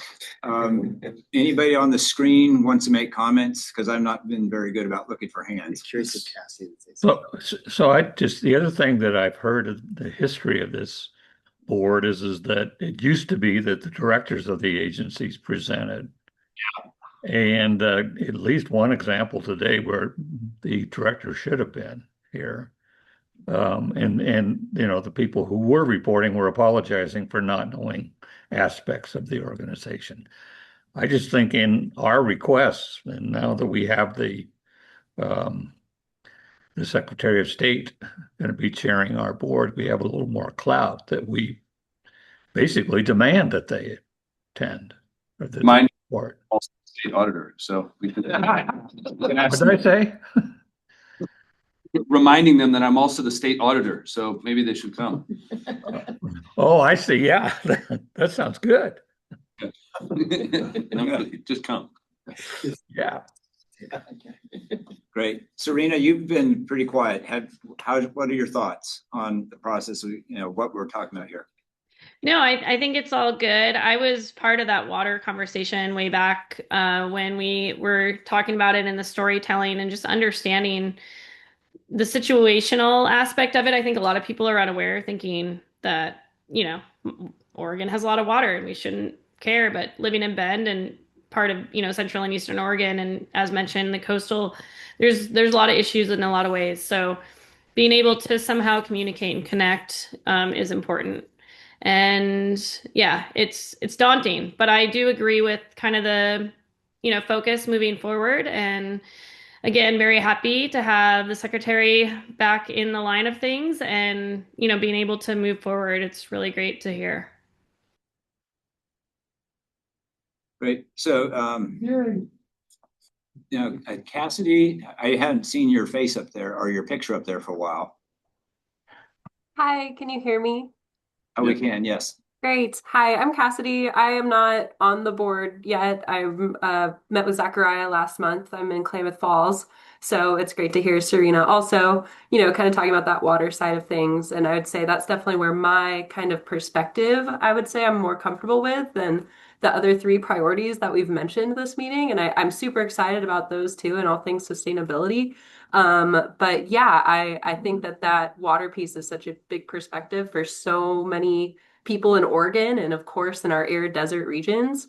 So that kind of gets me jazzed talking about those ag and water resources, as well as all the storytelling stuff that we're talking about. All those things are kind of more my background. So really happy to help out where I can. And sorry, I'm getting over a cold, so I'm a little congested and off screen right now. But just really excited to be here and excited to hear all these topics are really important. So thank you all so much for your time and, taking the charge on this stuff. Yeah. And Cassidy, have you applied to be on the commission? Yes, I have. Yeah, it's Zachariah might know more about that process than I do. But I met with him and Matika, Anka, Matika. All the emails have the last name first, so I kind of get a little wonky there. But yeah, so I've applied. Okay, great. And I think the action is February is when the next action. If you're cross your fingers though, it's sometimes very obscure or an obscure process. February will be good because I'll be there for the regular session. Maybe Cass, just introduce yourself. I don't want to assume that any of us know real quick. Sorry, what was that? If you want to, just a little bit more of an introduction. Oh, yeah, absolutely, for sure. So I kind of got hooked up with Chris here because we serve on the Oregon Wild Board together. So another new member there. But I live in Klamath Falls. I've been here since 2020. I'm originally from Tennessee. And my background is environmental and soil science and really kind of public lands and being involved with those through a number of different ways, whether it's volunteering or working for the Bureau of Land Management. And I currently work in the community health sector. I'm a health educator working on preventative health and how kind of nature and sustainability really play a crucial role in our public health. So I work at the hospital down here, Sky Lakes, and work in that public health realm. So my passion really kind of lies with wildlife, getting people outdoors, how that impacts our health. So really wildfires could be a big thing with that, right? Everyone kind of thinks of that example, but there's a lot of different ways that we can improve our health, whether it's through like birding, right? Birding is such a mindfulness activity. So I take a lot of people on birding walks to help with mental health. And so all this kind of really just plays into my love and joy of sustainability and working on these really important issues, not only for our health, but for the health of our planet and for the health of different species. So yeah. Great. Thanks for introducing, and cross your fingers for the Senate confirmation that they'll go through, that they get it done, and you can join us. Okay. Last piece here, I want to talk about the 2026 meeting schedule. Now we talked about continuing our quarterly meetings as a business meeting, and then setting up a monthly get together. And I don't know whether we want to break those up by issue areas and make them like a working group. People who want to work on buildings, join with that. People want to work on fleet, join at a different time, or just have it open for the whole board to meet on once a month to talk about more how to develop these ideas? I think it would make sense to probably not decide that today, but maybe to work with Zechariah, I think, and have everybody think about that in their own capacity and kind of make that decision in the coming weeks or months. I'd like the idea of myself of it being substantive and people who either are asked or volunteer to say, I want to work on one, and it wouldn't necessarily be limited. Those who have the capacity and interest could do more than one, but I'm worried about making a commitment today before we think about all the implications and how to do logistics of that sort of stuff. And I think, Jenny, did you send out that memo about meeting dates for? We sent out the survey. I'm trying to log in right Yeah, now. I haven't responded myself, so it's. And that was for the quarterly, right? Yeah. I'm not opposed to more frequent meetings. To your point, get some clarity on what we're gonna do, what we're gonna accomplish. More touch points for me personally, pending schedules is helpful. I liked having the standing thing. That's fun. Yeah.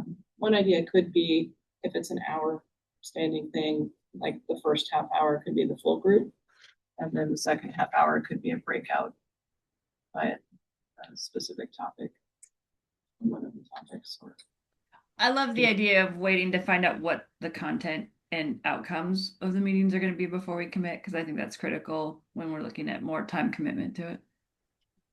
I was going to propose that for January, at least Ellen and I get together to talk about the sustainability plan recommendations for agencies. Oh, I'm using loosely template framework. Yeah. Okay. Great.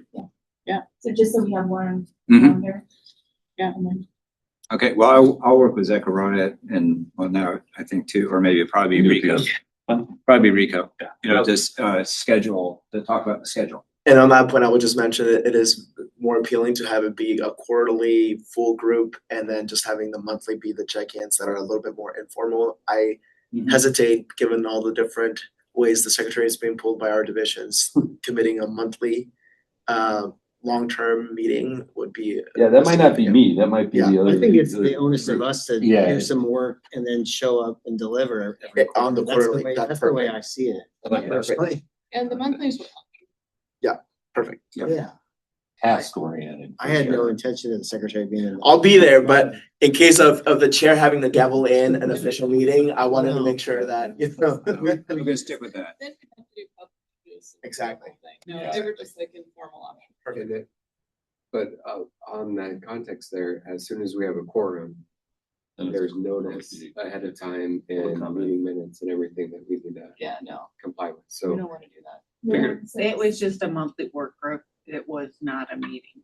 But if it's a quorum, it is. But I think we only ever had like 3 or 4 people at each one when we had. Oh, Just be careful about that. And so in terms of if it's open, that's one thing. I would say let's make it a public, let's hit that threshold of a public meeting.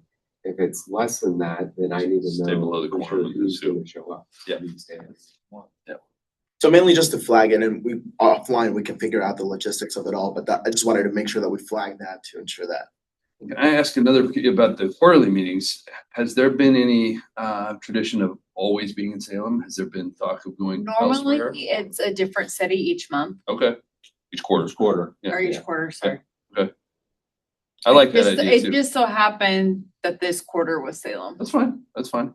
But And that- I don't dislike it. However, driving all the way to Eastern Oregon for a quarterly meeting, I mean, I have to do that on some other boards, and that does become less appealing because being there in person is awesome. So if we like rotate, that would be cool. Is there a list of previous sites, places, locations so we can rotate? that seems like something Zachariah can make some Yeah, recommendations to me and so on, but I like conceptually moving around a little bit. Well, that enterprise visit and the coastal visit was really eye-opening. Yeah. Oh, that's, we do an annual 2-day as a retreat planning, that kind of stuff. And so that's more travel. But these meetings are short and typically in the valley. Okay. Someplace. Okay. And Shorter, I should the say. 2-day has been in the fall. Yeah. Sounds like Cave Falls might be our next 2-day, huh? Yes, love that. Yeah. Bit of canoes. Yeah, Kathy's from Cape Hall. Yeah. Yes, he's got a little icon there. Can you kayak to the ocean? Yeah, we can actually can- Somebody's done that recently. Yeah. Whole bunch. Oh, it's Next time. Okay, so that gets us to the end of our, except whether there was any upcoming legislation that's been drafted that we might need to know about. And, well, before we pivot, one question I wanted to, or topic I wanted to make sure we hit on is the collaboration with the Climate Action Commission. So Chair McDonald from the commission has surveyed her members to see who's interested in a regular touch point with the Sustainability Board. I would like to do that with you all as well. 1 to 2, maybe 3 members that want to interact with the Climate Action Commission, we get that going. So, Can we get their meeting notes? yes. Like, can we share meeting notes? And their meetings often are the same days as ours today. Are they really? It's next week. Oh, is it next week? Oh, okay. And they should also post all of their meeting stuff online. Yeah. And Tom, you've unmuted. Does that mean are you interested? That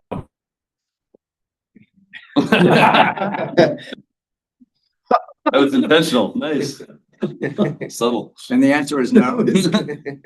You're now unmuted. Would you like to tell us what you're thinking? Are you talking to me? Yeah, Tom, the issue is whether, who might be interested in interacting with the Climate Action Commission. I would probably be interested in that. So we have Tom and Josh. Anyone else? Okay. Well, to understand what you're proposing, and I don't have the capacity for that. It's just some formal mechanism, Zachariah, of people talking to each other, or what else does that mean? Yeah, fair question. So the Climate Action Commission has been identified as one of the governor appointed boards that has a very similar mandate to the Sustainability Board, and yet they are doing different things than the Sustainability Board. And so there's an interest to get together and be like, what are you working on? What are we working on?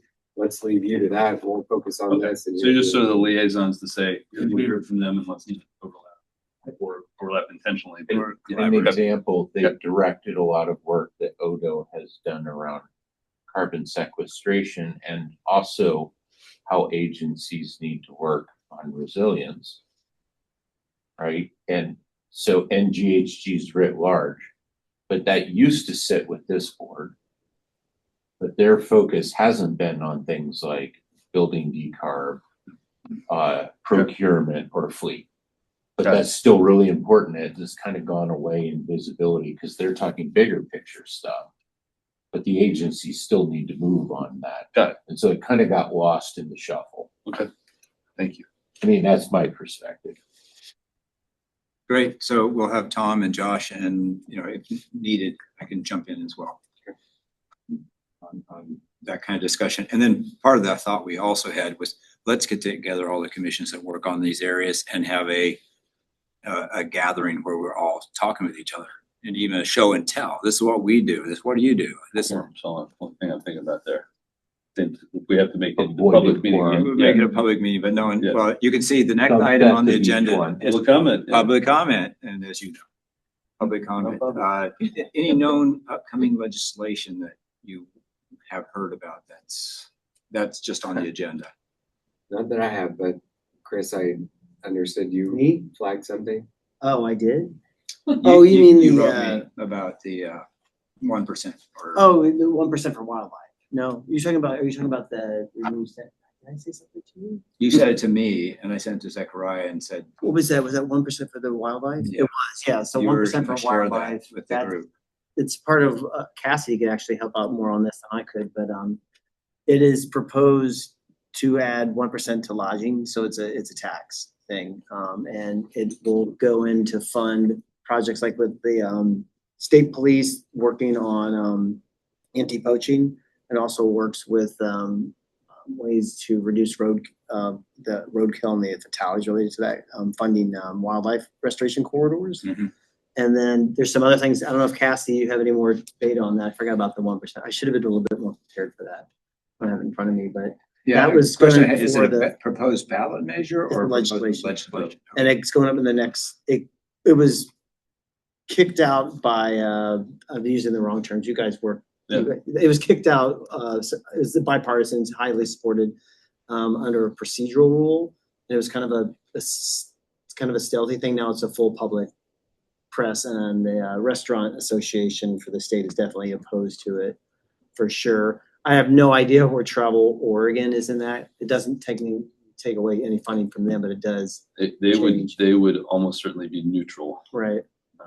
Yeah, I don't. Would they have to deploy that money? Would they be No. the stewards of it? No. That money goes into a separate fund. Actually, where do you know where that would go? Do you have any? I haven't read the bill.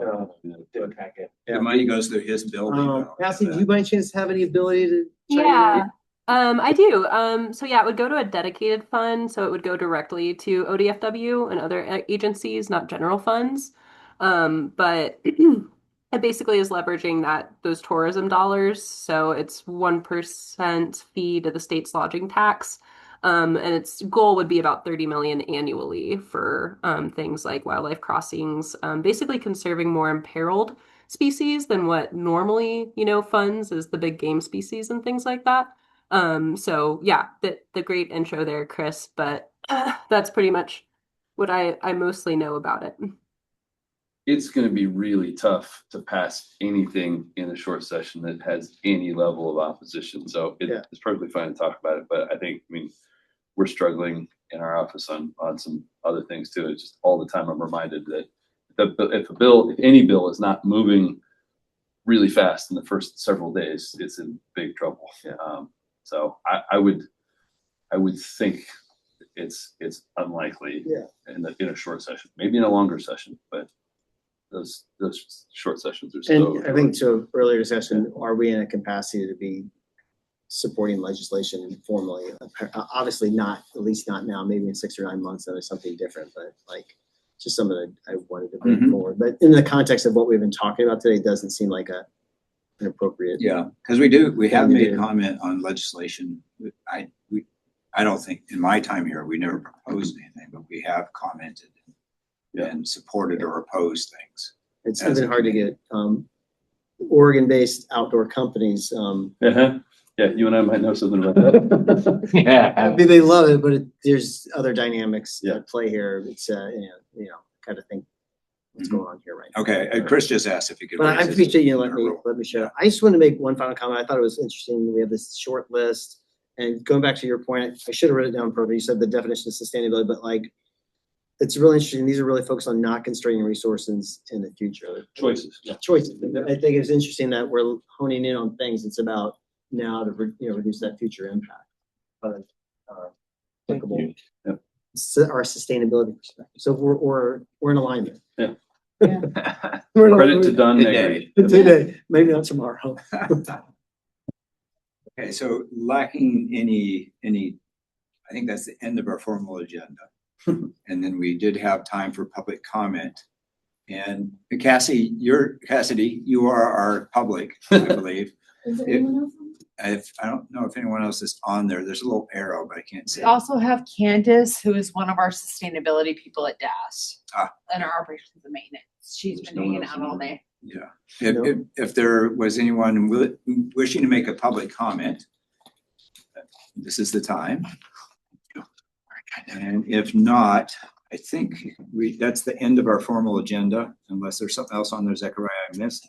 And we are going to have an opportunity to have a little tour of the renovated building and the art in the front part of the building, at least the part that we'll have, just to see where DAS lives. Is this going to be your home, Zechariah, from now on? Good Once a question. week? I think so. Jenny, do you know? You're going to be a floater. This building and part of us are on Berry Street. Okay. Oh, yes. Okay, so anything else for the good of the order?